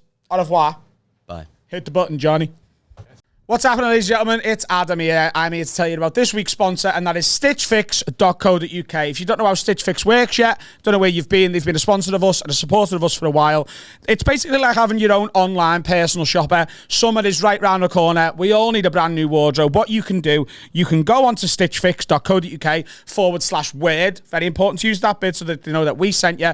And it's literally like having a mate of yours who knows your exact sizes, the type of clothes you like. They will literally pick out clothes for you and send them to your house. You get 5 items every time you'd order. It costs you £10 to order. That is credited towards the items that you keep, and you get 20% off your whole order when you keep all 5. They're an absolutely brilliant online personal shopping experience. I've used it myself. They're wonderful. Please go and support them. They're supporting us. You go and support them. That's stitchfix.co.uk/word. Go and get yourself a new summer wardrobe. And look, if you don't like the clothes they send you, you can send them back. You don't pay for them. It's as simple as that. Let's get back to the pod.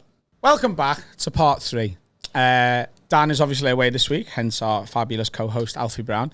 And this is quite a unique episode of the podcast because I've got many people I consider close friends, especially within the world of comedy. Alfie, I consider probably one of my most intelligent and certainly most well-read friends. And without any shadow of a doubt, Thomas Green is the stupidest. You got to press the button. Thomas Green is here. Thomas Green is here. What an intro. And here is Dan Can. Thomas, the other day I said to you, do you know who Ronnie O'Sullivan is? Your reply was, is that the cabbage one? Okay. And what you meant was, is he one? And he wasn't being ableist either. It was genuinely vegetable related. Yeah, well, no, I would never, on the good character of Thomas Green. What he meant was, is he one of the two Ronnies? Because he was getting the cabbages confused with 4 candles. Well, that's not okay. It's not okay. No, not the 4 candles. The one when they're in the... Yeah, it's the modern version of 4 candles he did. Oh, Yeah. is it? Yeah. Oh, okay. All right, so yeah. And we then managed to convince Thomas that Ronnie O'Sullivan invented the helicopter. Oh, right. Well, yeah, I'd buy that. Yeah, why would you... Snooker's a game of angles, isn't it? That's it. You're just always one step away from inventing a new mode of transport snooker players. Snooker's a game of angles, isn't it? So, you know. Helicopters. Helicopters, yeah. That's a different RAF advert, isn't it? Yeah, If you can pot the brown, you can... I mean, that's about 1/16, that. You know, I'm just getting some memories of some Leonardo da Vinci sketches I once saw. You know, crazy idea for Flight Without Wings. Anyway, 147, fuck. Thomas Thomas has been supporting me for the majority of my tour, which ends tomorrow. And I'm telling you what, I'm excited to film these last 2 shows, and I'm also excited to have Sunday, Monday, Tuesday, and Wednesday off. We're done. It's going to be great. Thomas has been a tour support for most of the shows. He's missed a couple. We play a game with Thomas. Yep. Whenever he meets up with me or me and Carl, as Carl's been on a lot of the tour as well, as tour manager, we play a game called How Long Will It Take Thomas to Say Something Stupid? I never knew this about you. But You know what? I kind of liked that. like, we've been abroad together. We've been we've gigged together several times, and it's like stupidity is never. It's not one of the character assets, or maybe asset is the wrong word. What's the, I what's don't the know if it's antonym? an asset. I mean, you wouldn't know you're stupid, but what? Fucking hell. What? Like, it's not something you play on in comedy. So, but it is apparent. It's real. Yeah, well, it's more like I'll say something and I haven't thought it through, Alfie. Do you know what I mean? Like ditzy or ditzy. I've never thought of it as that way. It's like if a human had done Freaky Friday with a Labrador. like a 6-month-old Labrador. Jeff Goldblum gets in the time machine with a Labrador. No, but like I'm easily like excited like about stuff, and like these guys, like one day they were like, we were in Nottingham, we're going somewhere, up north, further north, and you said on the way we'll stop at the. No, so what we said was we were gauging the time of the journey, and he went, we need to get there quick. I went, we are stopping at the trampoline park. And he was like, fuck off! I was so excited. Why would you make up a trampoline park? That's such a fucking cool thing to do on the way to a gig. My favourite one that I have told everyone is the very first night of my tour was in Nottingham, and Thomas was the opening act, but he wasn't opening the very next night in Birmingham. I had someone else doing that. He had to go to a stag do. Yep. Right? And it was when Storm Eunice was about, that middle of February. Yes, that big. I remember Eunice. Bitch. Turn around, you big bitch. Saying it to the sun. Go on. So we sat in a pub after the first night of the tour, just enjoying a first night of the tour pint. And I said, I don't know how I'm going to get to Birmingham tomorrow because I haven't got my car with me and, the trains are all off. And he said, well, why don't you just go to East Midlands Airport and fly to Birmingham? I said, what, you're in Storm Eunice on that? Storm Eunice. Storm Eunice. He was going to Scotland. It's gone in my head. He said, yeah. He said, you should just go to East Midlands Airport and fly. And I was like, well, there's several reasons for that, Thomas. First of all, there's not a regular Nottingham to Birmingham flight schedule. And secondly, the storm will affect air travel as well. And what was your suggestion of why it would work? Because this wasn't a joke. This is very important. It's only funny if he was being serious. I said you could just fly above it. Go above the storm. Space travel. Look, that makes sense. That's what pilots do when that's what they do. They fly higher. If there's weather, they fly above the weather. Yeah, but it's a 40-mile journey. Alfie, well, I do appreciate that is the flaw in the logic. I'm trying to be, like good here. But 40,000 feet. We've missed Nottingham. We're in Belgium. yeah, look. If you're flying into Heathrow, you do start your descent like in France. Like a Nottingham to Birmingham flight. Like, if I could spit from one place to the other. Like, Nottingham Some people do. Like, also, what's the Birmingham airport? I don't even know. Birmingham International. Like people who fly abroad from Birmingham would go to East Midlands Airport to fly some places. Like it's also like Nottingham is the Midlands. It's North Midlands, and so is Birmingham. But it's got that slightly tweaked sort of Midlands. It doesn't know whether they're very interesting people in Nottingham. That fucking daft fucking accent where they can't decide whether. I lived there for 5 years. They're an interesting folk. Are we? Yeah. Yeah. Have they got like a person? Because this is very ignorant, and I know we've got a lot of fans in Nottingham. Shout out to the Nottingham people. Have they got like an identity? Because this is a very Scouse thing. I just assume Liverpool's got an identity, Glasgow and Newcastle have, and everyone else is just the same. Oh, they're obsessed with Robin Hood, like majorly. Yeah. Like and violence. Robert Wood. That's what it felt like on Robin the streets Hood. walking through Birmingham is... Violence by arrow. It's a lot of bows in Nottingham. You fucking daft donut, fucking strafing arrow nearly took me ear off, you nana. Hey up, ducky, you're right. Did you ever do archery while you were there? Is it like a big thing in Nottingham? No, I never did archery. Oh, that's a good point. They should actually like launch a squad. I reckon that'd be all right. Do you reckon it'd be in their blood? Archery? Yeah. It's like, like Pamplona has the bull run. Like Nottingham has like an archery weekend. You go and do the archery weekend. It's like, oh, we're going to Nottingham for the archery weekend. I thought you meant the Nottingham Marathon was them running away from someone with arrows. Just Well, fucking if you're firing them off. fucking, Eliud Kipchoge doesn't think he can beat his last time. Yeah, you fucking can, mate. Off you trot, Eliud. You silly wally. Get away from me, Eliud. Fucking firing arrows at you. Of course you're going to break fucking 2 hours, you fucking silly nana. Nana again. I wanted You did something want a else. second one, didn't you? I see you go. Don't say Nana. Nana. Oh, fuck. I said the one thing I didn't want to say. Nana's actually a type of kick in AFL. Oh, yeah? You kick a nana. Oh, is that go up high in the air for somebody to run onto and catch? No, it's the type of like when you snap kick. Do you know what I mean? And the ball spins and it's yellow, and they call it, and because it's spinning and looking like a curve, they call it a nana. AFL is Aussie rules football. Yeah, It's the difference between AFL and rugby, because in rugby you have a kick called a Gary Owen. Oh, really? And that is what the kick I just described, where you kick it up in the air for somebody to run onto. Look, I'm going to be honest. I'm a bit scared to agree, like as in acknowledge that that's truth, because I've had Carl and Adam for the last 4 months convincing me some weird shit. Who's the voice of Ash Ketchum? Yeah, we convinced him yesterday that Damien Lewis from Billions and Homeland and other things. Is it Damien Lewis? Yeah. Is the voice of Ash from Pokemon. And he got so excited and Googled it. I thought... I hate that, because I would believe that. I wouldn't believe that, but I would believe but I would believe it. I'm like, because I just assume that people are basically good by nature. Yeah. So if somebody goes like, kneecaps are actually kind of like related, like in terms of their genetic makeup to like tangerines. And I go, oh really?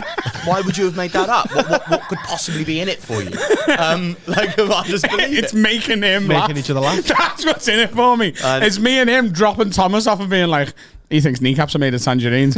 That's all it is. Most of my life, which is why... Most of my adult life, since we become really close, like sort of 16, 17 years of age, has been, how can I make Carl laugh by winding everyone else around us up? And that is essentially what this podcast has become. We convinced Dan last week that I'm writing a novel based on my life about the world's youngest billionaire called John Arbuckle, who lives in Brooklyn in New York. Yeah. And the combination of that intent. Yeah, it's all based on me, Dan. He's the world's youngest billionaire because he won money on the Kentucky Derby and invested it wisely. We're very good at lying together. Yeah, and that's why it's unfair. I've spent most of my life trusting people. Yeah. If he lies, I know he's lying, and I know to make the run. You know what I mean? Yeah. We're the Dwight York and Andy Cole of Yeah, friendship my and friend Vaz also does podcasting. that. Ellington and Roberts. Vaz, who you know, so you know what he looks like and why this is so funny, once convinced our friend Henry that he was actually a very high level and in his early 20s professional ballerina. You've met Vaz? Yeah, of course. Oh, he's not. He's not a ballerina. He's got a robust frame. and it has a kind of a broiling kind of alpha male masculinity that, when contrasted with the art of ballet, seems incongruous and therefore is funny. It's not so funny when you explain it. Anyway, so you get a lot of this shit on the roads. Yeah. I hid behind the door last night, and you nearly done a poo. Yeah, but he's very easily excitable and also easily scared. So jumping out on Thomas and filming it has been quite fun. I feel so. He's like a little puppy who we like beat up. Don't call him. Paused halfway through your own analogy there. Yeah, you didn't know what to say there. But he did. He was behind the door in the green room, and he just stepped out, and you already scared Thomas threw an open bottle of water at him at a velocity that would. There's not a single. Like a speed camera would have been like, we don't know how fast that was. Yeah. Because, and it went, I hadn't been on yet, it soaked me all over me. He went, oh, fuck! like launched it. Yeah. I've never seen anyone panic like that. All I did was, here's the door, I just went, hello. That's all it took. The subtleness of the scare. Yeah. There was no rah, it was just, hello, from the corner. And the other day you said it, and it was fucking Christ. Yeah, it scared the shit out of me. Yeah, he's like a little puppy. I would shit myself if you did that. I would it's oh my God, it's so. My dad was once the pianist on the tour, Harry Hill's tour. Upset me, nasty bitch. Fine. What does that do? It just means hard left. Oh, it's the same theme. Yeah, but it didn't seem like so. But it doesn't seem like. Well, wait till press order. No. Exclamation! So you know how appropriate what I'm saying is. My dad was. I've not just got bored of what we were talking about, but that's what he does. My dad was a pianist at Harry Hill. So, what do you think of that then? You fucking mad? You think I've never podcasted before? But that's what he does. He goes, yeah, I'm bored of that now. Honestly. Dan can see it in my eyes when I'm doing it. Dan will just be telling a story of his weekend, and I'm just watching episodes 3 of season 7 of Friends in my head, waiting for him to finish his story so that I can say the thing that I'm excited about. And he sees me go, yeah. My dad was once the pianist.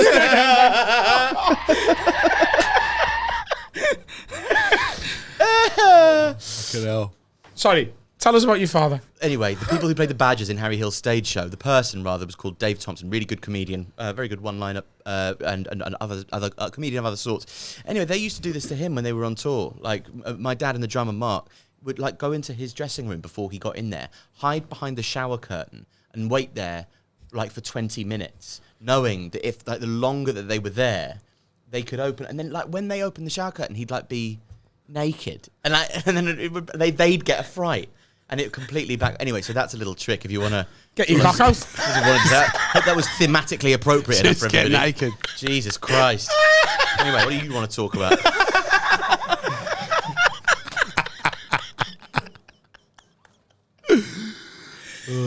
Oh, that. Do you know what I've noticed about Adam on the tour? Oh, I've noticed that you're like, if I'm a lab, you said I was a lab, right? Uh-huh. Because they're playful. Yeah. Just naive. Labs aren't They're very like whimsical and like. No, do you know what? You're not a Labrador. Yeah, Labrador's the wrong one. Do you know what you are? What's that? A Pomeranian. Right. Oh, they're yappy. They're yappy, but you're Australian. and they're just like wondering about life. They don't really know what's going on. They're just like, fucking hell, the lights are big. I'm happy. I'm just a little fucking bouncing around Pomeranian. Fuck a stack. Fuck off. Like, they're just happy. And to be fair, Carl does carry me everywhere. Yeah. Exactly. a little cute little handbag. Whoa, come here, lads. No, Adam would be a mother. You're the mother hen. I've realised, like, What? he's proper mother hen, bro. Are you joking? You're gonna have to explain that one. Okay, so like extracurricular to the stand-up side of stuff. He's a bro. Like if you've got shit going on, he'll talk to you and stuff. But also, I've noticed, like for example, yesterday we're getting ready, and he has to make sure that everyone else is getting ready before he can start getting ready. That's not him mothering you though. No, it is. Yeah. You don't understand what mother hen means. Oh, do you remember yesterday? I need to, like, You're very similar to this, actually, and that's why, you know, when we're in a twin room together and we're both looking at each other and you're going first, and then I'm going, no, you're going first. Yeah. And we have that argument every time it's just us two in a twin room, is I want him to go first and he wants me to go first. In the shower, by the way, not anything else. It's to get in the shower. Yeah. What he means is, I need, so, you know the way you accuse me of being like late or whatever every time? Yeah. But so are you as well, right? Late for what? For anything. You can be. You can do exactly what I do and be like, oh, let's make it 2 o'clock or whatever. Right. Right? But once you've decided what time you want to go, that's what time we're going. Do you know what I mean? Yeah. Right? So your way of making sure that happens is getting me to get ready first, because you don't trust me to stick to your schedule on a rush. You trust yourself to do it. Correct. And I'm exactly the same. Yeah. And that's what he means by mother hen. Right, okay. Yeah. Do what I Make want. sure everyone else is ready, and then I can rush to get ready and we can go on my time that I want to go. And like yesterday, he's like, go in the shower now while I'm having a shower. Ah, right. And I was like, all right. Go in the Well, shower now while I'm having a shower. No, he's got 2 showers. Right, fair enough. Okay. I also did say, it blew my mind that we could have a shower in 2 different showers at the same time. Okay. One of them would be quite redundant, wouldn't they, if you couldn't do that? Yeah. No, but he said I was an idiot. But my point is like when you turn the tap on the kitchen, you lose the heat in the shower, right? Yeah, that can happen if you've got the same boiler and heating system for both pipes, yeah. Yeah. Okay. But how do I know? This is my point. You made me look like an idiot yesterday. How do I know what boiler and heating system you had? Okay, fair. Do you know what? I'll give you that. I got one back. We'll call that 73-1. Okay, so if he's mother hen, you're a Pomeranian. What's Alfie? An owl. Just a wise old owl. Knows what he thinks. Says stuff when he wants to say it and just doesn't say He's stuff an when he owl, doesn't. not perched on a branch, on a fucking thesaurus. Oh, You've got good words, bro. Thanks, man. You're the logo of, is it Collins? Yeah. I also murdered Kathleen, if many of the conspiracy theories are to be believed. Who the fuck's Now, there you go. Now you can have one. Now you can have one, okay? Because now we're talking about the staircase. Huh? You didn't see that going, did you? Oh. No, yeah. The owl theory in the staircase, yeah. Anyway, I'd take an owl. I'd like an owl. I mean, yeah. Have a word's different for you, isn't it? As a concept, it's you going, have a word, mate. You're fucking throwing them out. You got loads of them. Yeah. You know, the success of Trump is based on the fact that he only uses about 150 words, like maximum. This is why he's such a good and effective communicator with the kind of lowest common denominator, is that there's absolutely no guessing like what he means. You know what he means. Yeah, because he's just like, wrong. You're like, what do you mean?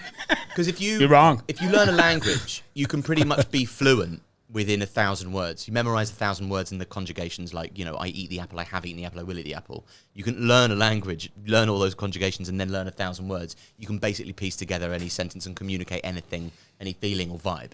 But there are like 100,000 in, you know, Spanish, 110,000 in British. But if you can only use like, you know, 100 or 1,000 or however few it is Donald Trump uses, you can be an exceptionally effective communicator. So basically what I'm saying is thank you very much for the compliment, but it's also why I can't play the Glasgow stand.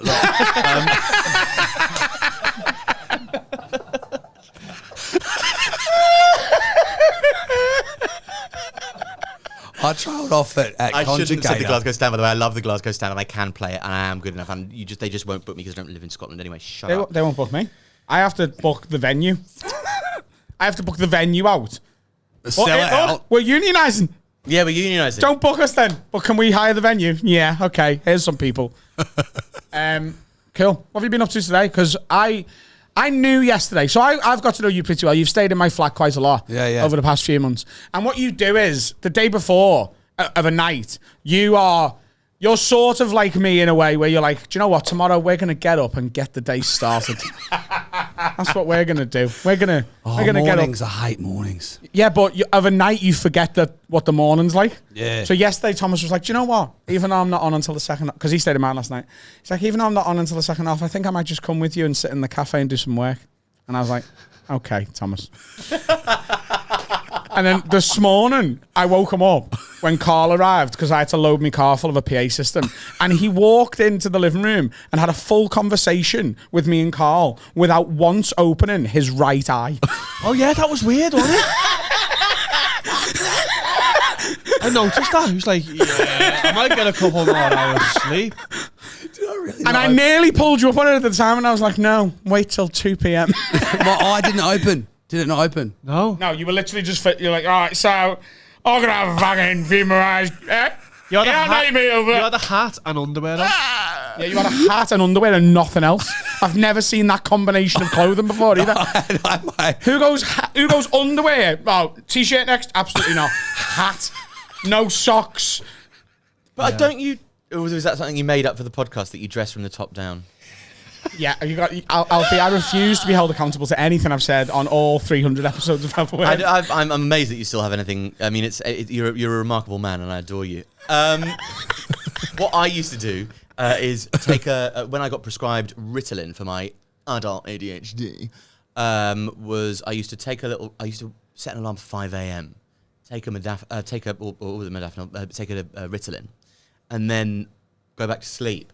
And it takes about an hour for it to kick in. But then you'd wake up at like 6:15 and go, yeah, and like, fly out of bed and go, right, who's coming with me? Where are we going? Fuck off, then. Don't come. That sounds amazing. I mean, you know, slow release speed is a treat. Look, I'll be honest, when I'm half asleep, I'm not really, if my eye's not fucking opening, I'm not going to know what I should be wearing, do you know what I mean? But I realised yesterday, and this is backing up what you've just said, I realised yesterday Adam was obviously, went shopping, looking at stuff for what he's going to, have for the special and that. And I suggested a pair of trainers to go with the jacket he got. And he sort of just tapped me on the shoulder and was like, okay. No, he said that, I appreciate your input. I appreciate you. Which they were camel. When Adam's talking that politely, you know you're fucking wrong. And and then I thought to myself, I was like, yeah, in terms of like dress sense and stuff, like you guys have got your matching things and that. And I guess I've never really had a proper understanding on dress sense in a sense, because I realised, I was married back in the day. I got married, suit and thongs. What? Suit and thongs? Yeah, I did. They don't go together, you know. You wore a suit and a thong. No, Australia, flip-flop. mate. Flip-flops. Oh. No, I didn't get married in a G-banger. I was wearing flip-flops with a suit. Oh, you call flip-flops thongs? Yeah. Right, okay. Yeah. Right, okay. Okay. Oh, you thought That's I had a suit with thongs on top? I thought you were wearing a thong. I thought this was one of the cult things. I thought they were like, no, Thomas, this is the wedding underwear. And you know, yeah. You know, Cisco, the singer, was actually Australian, and that song's a lot tamer than you think it is. That's very good.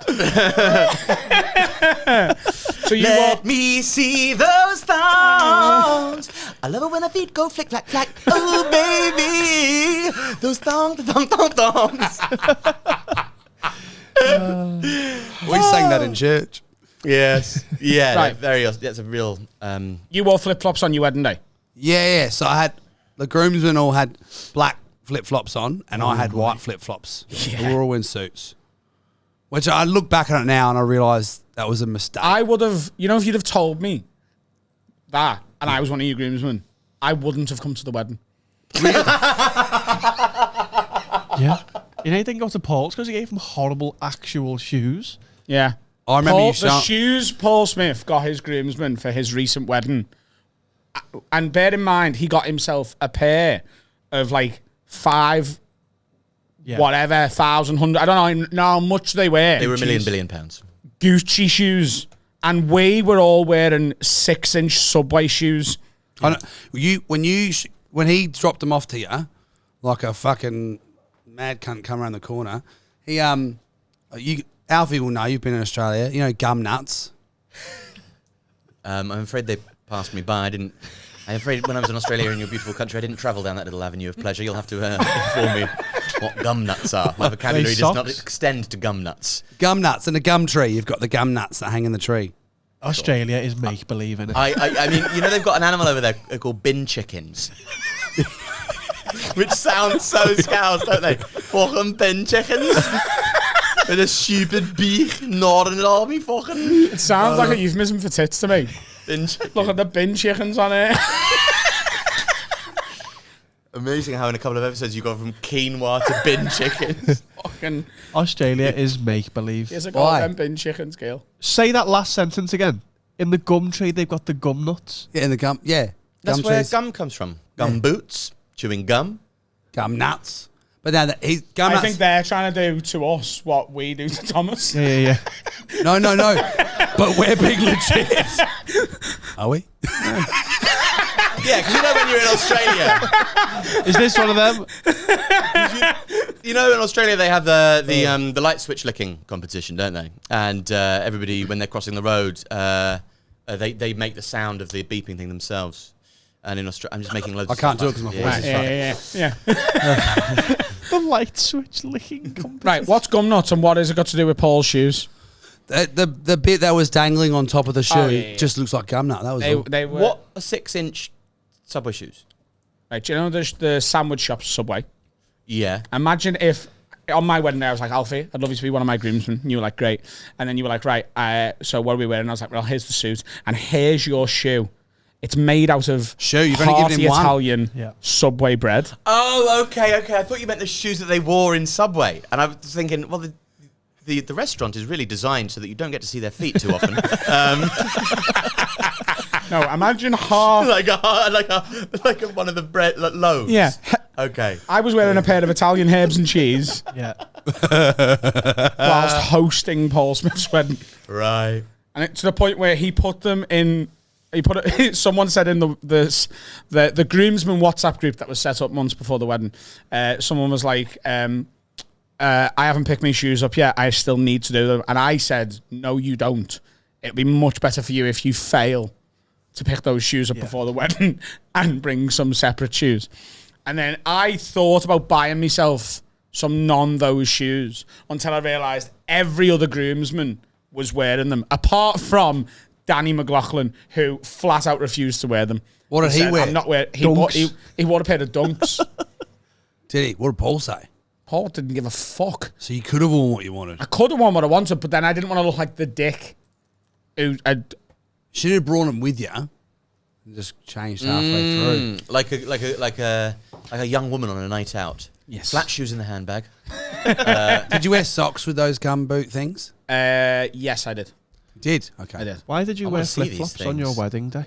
Because I used to only ever wear flip-flops, and so it felt very me to wear flip-flops. Were you in a church? Huh? Was it in a church? Yeah, of course, yeah. Wow. That's insane. Yeah. Adam's on his phone currently.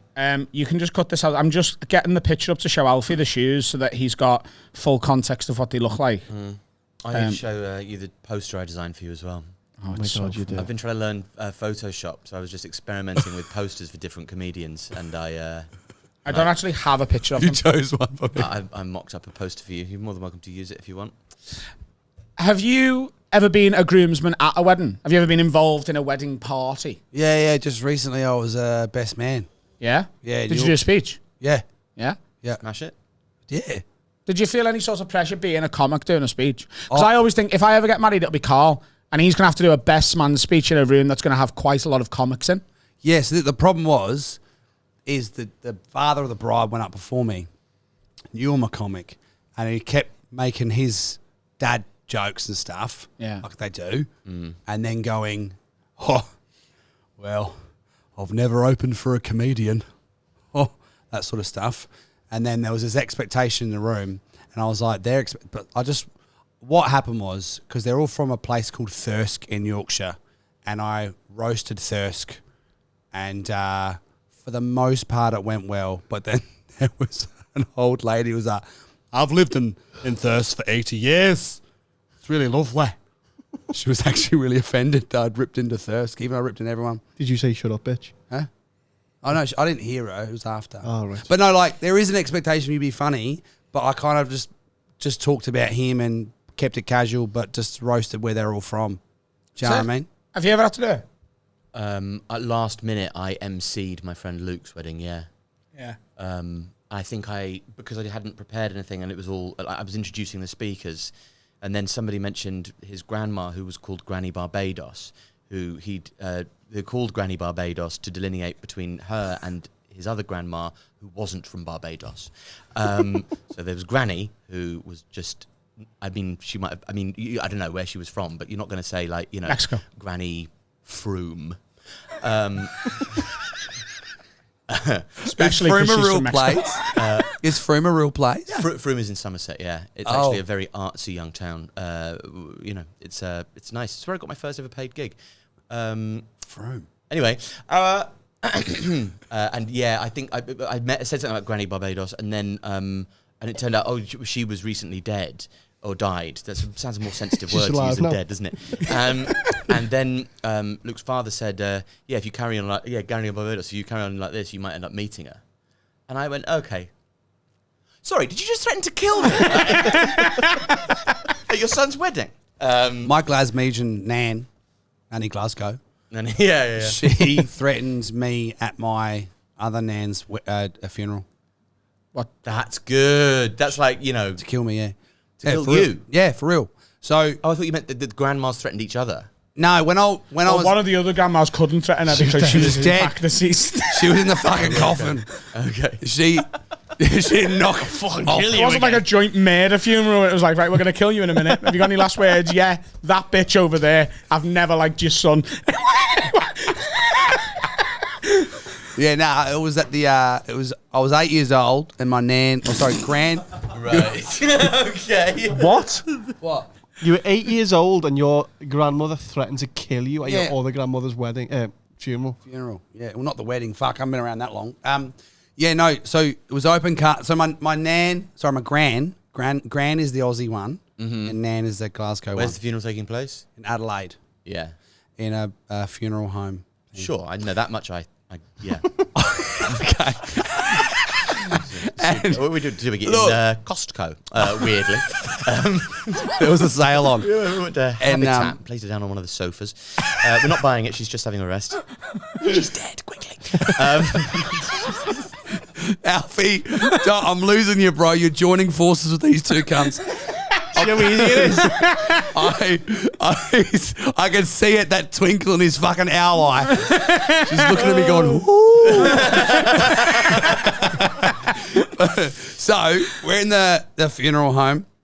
And so my gran had died on my 8th birthday. She'd carked it at about 8 p.m. They didn't tell me then because it was my birthday. They told me the next morning, right? Anyway, so we had the funeral a couple of weeks later. And there I was. And it was open casket, first experience with death. And I didn't know what to do, so I poked her in the eyeball. Like you look horrified. I poked her in the eyeball, and it was really, really cold. And then I freaked out by the feeling of touching a dead body and started crying. And then my nan had walked into the room, and as she walked up, I was crying. I looked at her, and just innocently, as an 8-year-old kid, just said, "Oh, Nanny, Gran's dead, and you're the only Gran I've got left, and you haven't got long to go." And I, really innocently, but she didn't like that. And she leant down, swear to God, grabbed me by the earlobe as she tended to do. And just went, "Hey, and you've not got longer either, boyo." That's what she said to me in my ear, yeah. And is she still with us? No, she's... Well, there you go then. I think you had the last laugh there. At the funeral like that. One foot on the coffin. Say it again, bitch. Who's dead now, bitch? Boy, you're still here. That's Welsh. Sorry. Anyway, it doesn't matter. I have to respect her. She's fucking... I think an open casket is such a brutal thing to put an 8-year-old child through, you know? Yeah, but the eye poking thing was weird. I know that was weird, but I was 8. I don't think you can really be held kind of like morally accountable for poking the eyeball of a dead woman who you presented with, you know, sort of against your will. I mean, she did die on my birthday. Do you know what I mean? What a bitch. Yeah. Funny how they didn't tell you that. Like, did you have a nice birthday yesterday? Yes, thank you. Gran's dead. Life is a roller coaster. Yeah. Oh, Did you enjoy the ups? When you Here's say your nothing. fucking down. Also, that other bitch granny's coming as well. So. Bitch granny, is that what you call it? No, it's Granny bitch. Granny Adelaide and Granny bitch. To distinguish between the two. Is Granny bitch coming? Yes. Granny bitch was scary. She was Glaswegian? He sounds pretty fucking scary. I remember when I was 6, because she used to make the same meals over and over. She'd do like mince and toddies, like mince and potatoes, and on a Wednesday, and it was cake on with salt, a shit ton of salt, and put carrots if she was feeling up to it. And then I come home smelling it one day from school, and I walked into the corridor, and I just was like, oh, I don't want to have this again. I was like, what's for dinner, Nanny? And she was just like, shite on a stick. That's what she'd say. She was. That's what she'd say. She didn't want to get your hands dirty. That was her favourite phrase. It's on the episode. As me granny always used to say, hey, shite on a stick. She did. Yeah. There is a 10, like, I've been with my kids all week alone with them. How many you got? 4, but I've been alone with 3 of them. The baby is not mine yet. It'll be mine when it reaches about 1. What do you mean? It's not yours yet? No. Like custody? No, he's as made far it. as I'm concerned. He's made a deal, haven't he? Not everything. Not everything I'm saying. Alfie, you know the new one? Yeah. Where is that one right now? Bolton. With the mother. With Jessie. I'd like to think so, yeah. Yeah. You don't okay. like babies, do you? No. You love having children, but you don't like the baby stage. Well, I mean, yeah, you're half right, yeah. Yeah. Awesome. I tried to help you there. No, I do love having children. But there is a thing where you get so tired and you're so worn down by, life and everything that you sort of forget to speak to them like they're children. And usually you're going, oh, yeah, okay, we'll do that. That's a good idea. Thank you so much for that. And you just have this quite nice way of speaking that, that's nice. And I've got dinner together and Margot, fucking, it's too loud. She hasn't mastered volume yet. Daddy! Shut the fuck. Oh my God. And also, Daddy! Okay, first of all, you don't have to say daddy every time you want my attention. Speak in my direction. I'll know it's me that you want. Okay? You don't have to say daddy every time. Do you understand that? Yeah, I'll know. You're not talking to each other in the same tone that you talk to me. I'll get it. Look at me. Daddy! Or secondly, if you are going to say daddy, under 1 second. That's how long the word can last. And she went, Daddy, what's for pudding? I said, I don't fucking know. What do you want? I don't know. What's for pudding? It's What's dessert. for pudding? Dessert. Oh. That was such a weird Can sentence. we just I really want to hear the end of your story. And It I is really the end. We can go somewhere else. What did you think he meant when he said pudding out loud? No, I know pudding in my head is like a... Pudding like- is a type of dessert, as a cookie is, and a biscuit. I was thinking in my To head other of a countries. Christmas pudding. Yeah. Like those ones with it's like the sort of the one with the fruit bun with quite the icing on gelatinous. top. Yeah. But I you put said pudding what's for pudding? I thought maybe she's a little kid. She'd said the wrong sentence and you answered it as it was a... Oh, no. Pudding is also just kind of a broad word. There was logic to what I was thinking Synonymous there, with Adam. I dessert. feel like Carl helped you out a lot there, and you were going to be like, I thought it was a fucking motorbike. And she was like, motorbike. What's for motorbike? I actually think you heard what he said and was like, I'm going to run with that. That'll do. I think that's what happened. I'm going to be honest with you. I fucking did. Oh, we need a break. We need a break. We from do all need a this break. fucking One more jollity. advert, eh? There you go. Do that. Press that I button, wonder what please. it's for. I can't wait to find out. Ooh. I guess I'll find out right now. Bosh. What's happening, ladies and gentlemen? It's Adam here, and we are here to talk about our main sponsor, as you all know by now, that is Manscaped.com, the best in men's below-the-belt grooming. They're literally the best grooming products you can get on the market. We use them. We love them. Every time they bring new stuff out, they send us to them for us to try, and we keep selling these products because we genuinely do really believe in them, and everyone who's ordered with Manscaped because of our podcast has been very, very happy with them. So, here's the thing. 4th of July is coming up. We've got a lot of American listeners, and if you're not going bald like an eagle, you're not a true American patriot. And why not just do it for the sake of it if you're over in the UK or anywhere else in the world, like like the rest of our listeners. The Performance Package 4.0 has arrived. The Performance Package has the Lawnmower 4.0, which is for trimming your nether regions. It's got the Weed Whacker, which is the ear and nose trimmer. You can get the Crop Preserver Ball Deodorant, the Crop Preserver Reviver Toner, the Performance Boxer Briefs, undies. Some of my favourite undies, actually. Very silky. Our promo code is WORD20. If you go to manscaped.com and use the promo code WORD20 at checkout, you get 20% off and free shipping worldwide. Trust me, trust the other people who've... If you go into our YouTube comments, the amount of people who've bought this stuff and ended up really loving it is unbelievable. I've not once cut myself shaving with these razors, and I've cut myself with every other razor I've used in the past. It's manscaped.com. Promo code is WORD20. Go and get your balls nice and shaved, and honestly, it just feels better down there. It's not as sweaty. Summer's here. You know? You don't want hairy balls. Trim them. How are we? Part 4. It's finally part 4. It's the last bit. It's question time again. Alfie Brown, Thomas Green, me, Adam Rowe. Carl's over there. Finn's there as well. Carl? Hello. This is from Glenn. No second name. It's a would you rather. Okay. Would you rather be able to see 1 week into the future at the expense of never being able to wank or shag? Or every time you wank or shag, you instantly delete the last week from your mind? Well, I've slept with some women who, if I could have deleted the last hour, that would have been quite useful, actually. So you gone with that one? Yeah. I'm confused by the question. Of course you are. That would be the name of your podcast. Hey? That would be the name of your podcast. Thomas, you asked it. Right, so you don't get the question. I get the question. I can explain it to you, right? Okay. So you can either choose, you can see into the future, a full week of it, so you can know what's coming, you know what's going to happen, but you never get to have sex again, including with yourself. Nah, that's not... Nothing in the next week's going to be that good. Right, okay. That you can't ever again. Yeah. Nah, that's it. Done there. What's the other half, though? I don't get the other half. So the other half is every time you have sex, including with yourself, the last week of your memory is wiped. Both of them are shit. That's the point of the question, isn't it? If one of them was good, it makes it easier. If I go to you, would you rather have a really nice dinner or you get fucked in your arse with that guitar? It's like, oh, that's quite easy, that, Adam. I'd like the dinner, please. We had that issue with the a podcast child. ratings down? They keep on asking each other really easy questions. Would you rather have your fingernails removed or a bun? Like, what's the... A bun? Is that all right? So he's going for delete the last week because it also deletes the lady.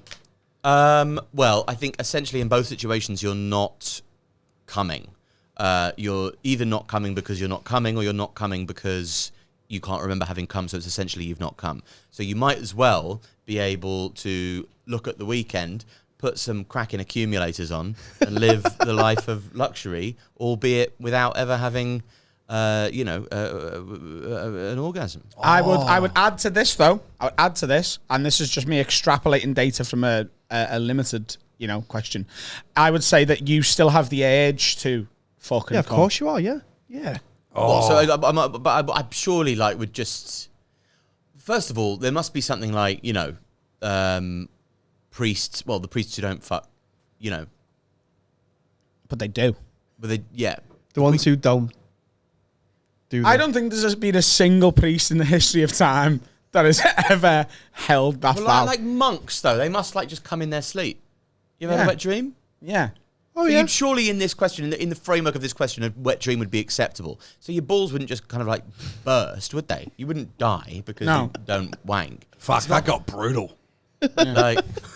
Death by exploding testicle. Yeah. Fuck.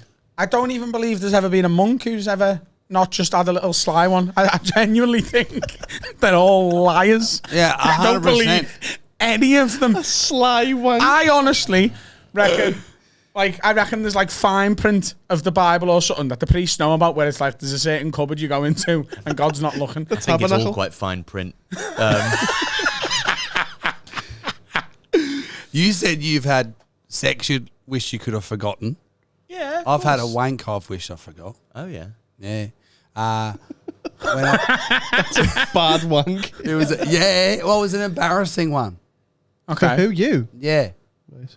Yeah, so it was about 5 years ago, and my missus was doing a master's at uni, and because someone's got to be smart in the relationship, right? She's the masters, you're the abate part of that.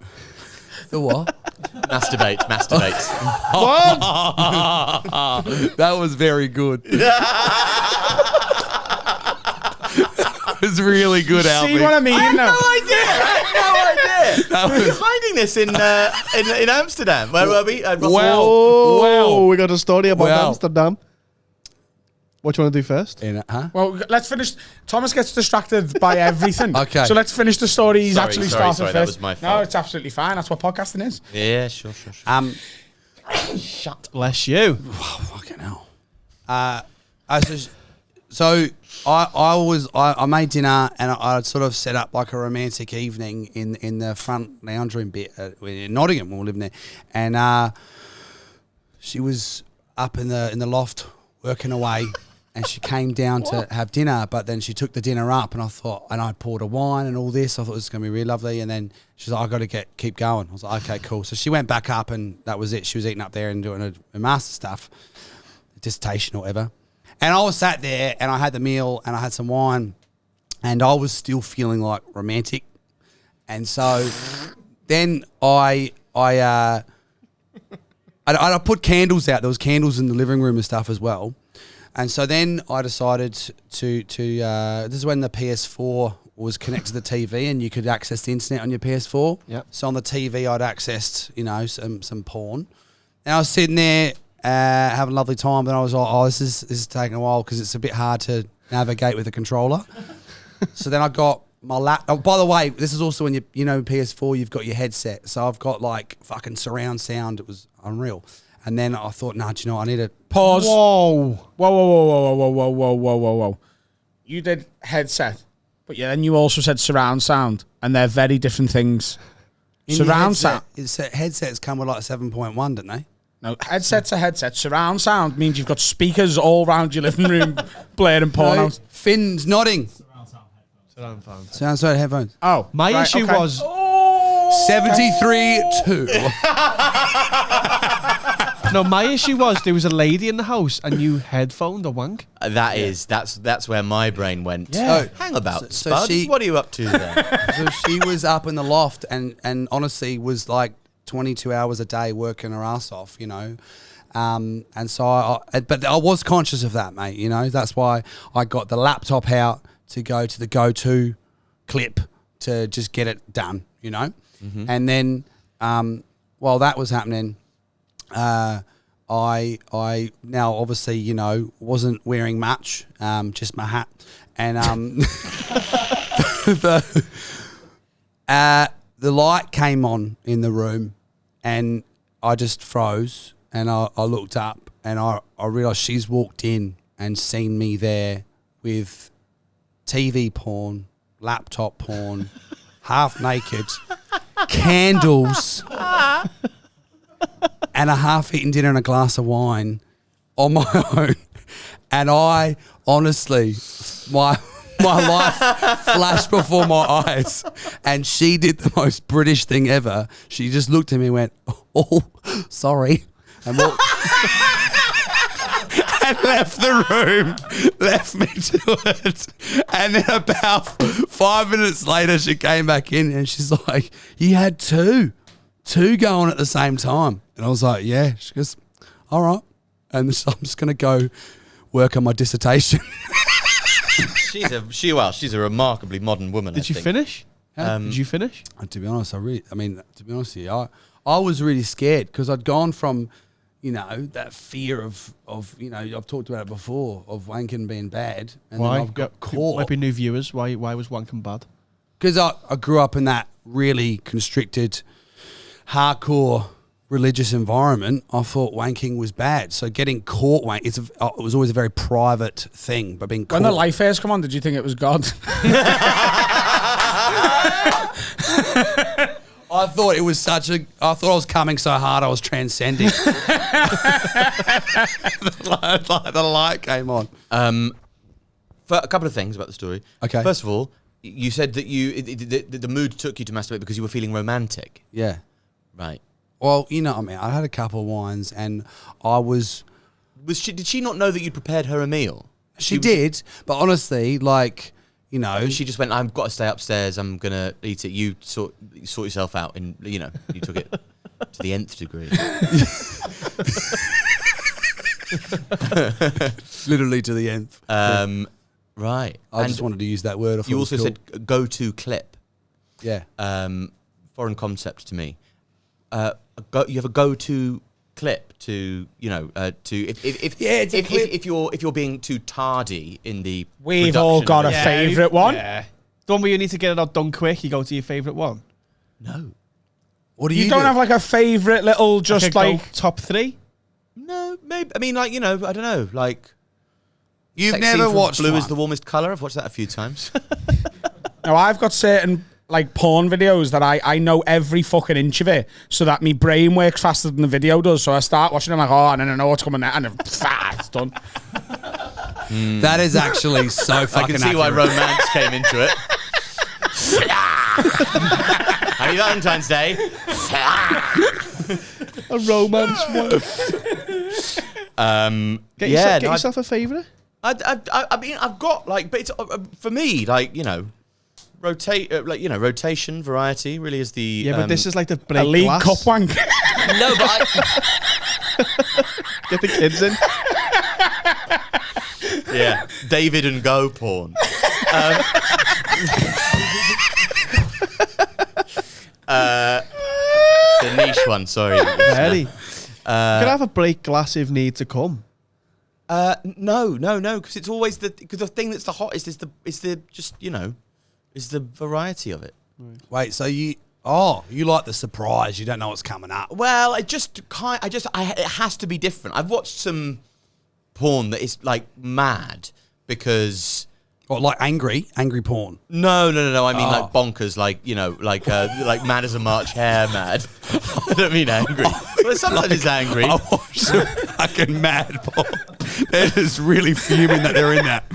Plumber angry that woman won't let him finish his job. Get off me cock. Do you want this washing machine fixing or what, love? Put your fucking clothes on, stupid cunt. I've got 3 more jobs after this. I asked where the stop cock Every was. time I scoop this pool, more leaves fucking fall in. No, not angry like that. Sorry, not mad like that. But yeah, no, the concept of a go-to clip sort of it just surprises me because I would have thought that. I mean, that's why you crave the variety. You crave something you haven't had or seen before, so that you can go to it. I mean, I try not to watch it. It's not one of those man things. I don't watch porn. Try not to watch it because I think it sends me mad. Because I just end up seeing every other.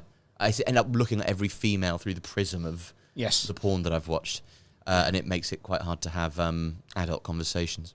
I mean, your voice anyway automatically dictates or makes me think of adult conversation. You talk quite adult. Like I was in Greece recently, and on a tannoy, I heard a voice, and I thought it was you. It sounded very much like, I thought Alfie was there. It was because you talk quite enunciated, and you pause, and you have effect when you're talking. And I thought it was you, bro. Yeah, do you do tannoy work? I'd take it if it was there. I think I've told you this before, but I was on a train when it was the Virgin Pendolino service from Liverpool to Euston, and I adore silence, and I feel like the tube doors beeping. I know it's for people who can't see and all that, but still there aren't enough of them to warrant it being justified for how much it annoys me and other people with eyes that work. And this, we are stopping at, the buffet car is, and we are stopping at Runcorn, Crewe, Stafford, Rugby, and Milton. And just shut the fuck. And I was just wishing death upon this person who was announcing it. And then I realised that it was my mum. who is a successful voiceover artist in her own right, and it was my fucking mum sending me insane. Do you think that's why you have such good like enunciation? Yeah, mate. I mean, my mum changed her accent in the 80s when she moved down from Liverpool to London, because back in the 80s she wanted to be a radio producer, and the BBC's big rule was you could be Scouse or a woman, but don't be both. And she wanted to be an actor as well, so she retrained her voice to be to be like this. And now I was speaking to making clips with me in them, or making clips for my podcast. You just press the button in Premiere Pro. And I was speaking to you guys about it. I'm like, isn't Premiere great? You just press the button, it transcribes the whole thing. It never gets a word wrong. And you were like, no. That's for you, it does that. Yeah. Oh, hello, soft lad. How's it going? Premiere goes, could you just fucking not, actually? Okay? Shush! Shut up! Don't know what you're saying. So, yeah, that is one advantage. Finally, you know, something's going my way, finally. You guys have had it too rough for too long. You've had it too... Yeah, exactly. Finally, an advantage for the received pronunciation community. But yeah. I'd take Tanner if anybody's offering any tannoy work, or maybe you'd like to replace the advert reads in this podcast with me, and I'll do your sneaks and your NordVPNs, and you can just do away with all these scruffy advert reads, and I'll be the person. You know what you really want to get these fucking pigs buying your shit is I use a VPN. Just fucking calm down. It was a joke. Do you know Alfie did away with me in Amsterdam? Rotterdam. I did away with you. Yeah. Oh, yeah. no. Be anywhere, really. Yeah. So we went there. Do you remember? This is. He still doesn't get. He laughed then, and he's got no idea why. I don't know what he said. It's a song by the. That's how well I know him. I knew that laugh was him just going, I'm going to pretend I know what we're all laughing about. Fucking hell. I seen in his face, he was like, he laughed at David. It's very, very subtle. But he does this little thing straight after the laugh when he's like, anyway. He laughed at David and Gog. There's not a chance he knows who David and Gog is. The what? I didn't hear you. Go on, now. David and Go and his brother Wash. Oh yeah, I did laugh at the David and Go. I didn't get that either. Yeah. You saying Go, yeah? David and Gog, I'd say. Well, he's from France. He is. That's why I say David, not David. David Engog. That's not his name, is it? All right. Why did Alfie slight you in Rotterdam? I don't know. Ask him. What happened? Well, it was me, you, and Ed Knight. We'd gone across to do shows. Do you remember? Did I say the right name? Yep. You looked at me like... Yeah. And it was the first night. But we didn't really know each other then. And They've talked about this, Alfie. But we all went to the hotel, stayed in our rooms, and then we'd all planned to meet up the next day. And I was like, yeah, just message us on Insta. We'll hang out and go for lunch, spend the day in Rotterdam. I was like, yeah, cool. And then they didn't reply to me on Insta. And I was like, right. And then the next day, getting ready, going down to the comedy venue, and you guys were like, yeah, we had a lovely day, and went out and we had lunch and we explored Rotterdam, and what did you do? I'm like, well, I just waited for you guys to reply. What did he hear there? What did he hear? No remorse. Oh, shut up. Well, I mean, it's quite clear that, like, it was a miscommunication. It wasn't like, oh, fuck you, shall we go? Like, it wasn't, you know, you would have lightened the mood a little bit hanging out with Ed Knight. Jesus Christ. Yeah, I'm sure you had Fucking felt like charging him £75 an hour. No, he was a charming company. I'm just trying to make you feel better. We actually had a great day. Random shots right at the end of the episode. Lovely Ed Knight, and yeah. But we wouldn't have gloated about how good our day was if we, acknowledged, snubbing you in real time, would we? Or maybe we wouldn't. That's the ruse. I have no idea. I actually can't remember that very much, apart from it all feels like a blur. The band. From before. Blair. Tony Blair.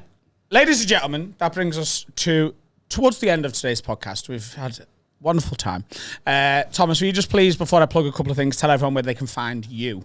Thomas Green Comedy on Instagram and all the socials. Also, can say, pretty excited to say that me and Ishan are going to start a pod. Fuck off. Yes. Wow. Yeah. So Keep an eye out for we that. both lapsed from prospective religions and Yeah. have just want to hang out and have a good time. So we're going to start a pod in the coming future. But yeah, look out for that. Pinky and the Brown.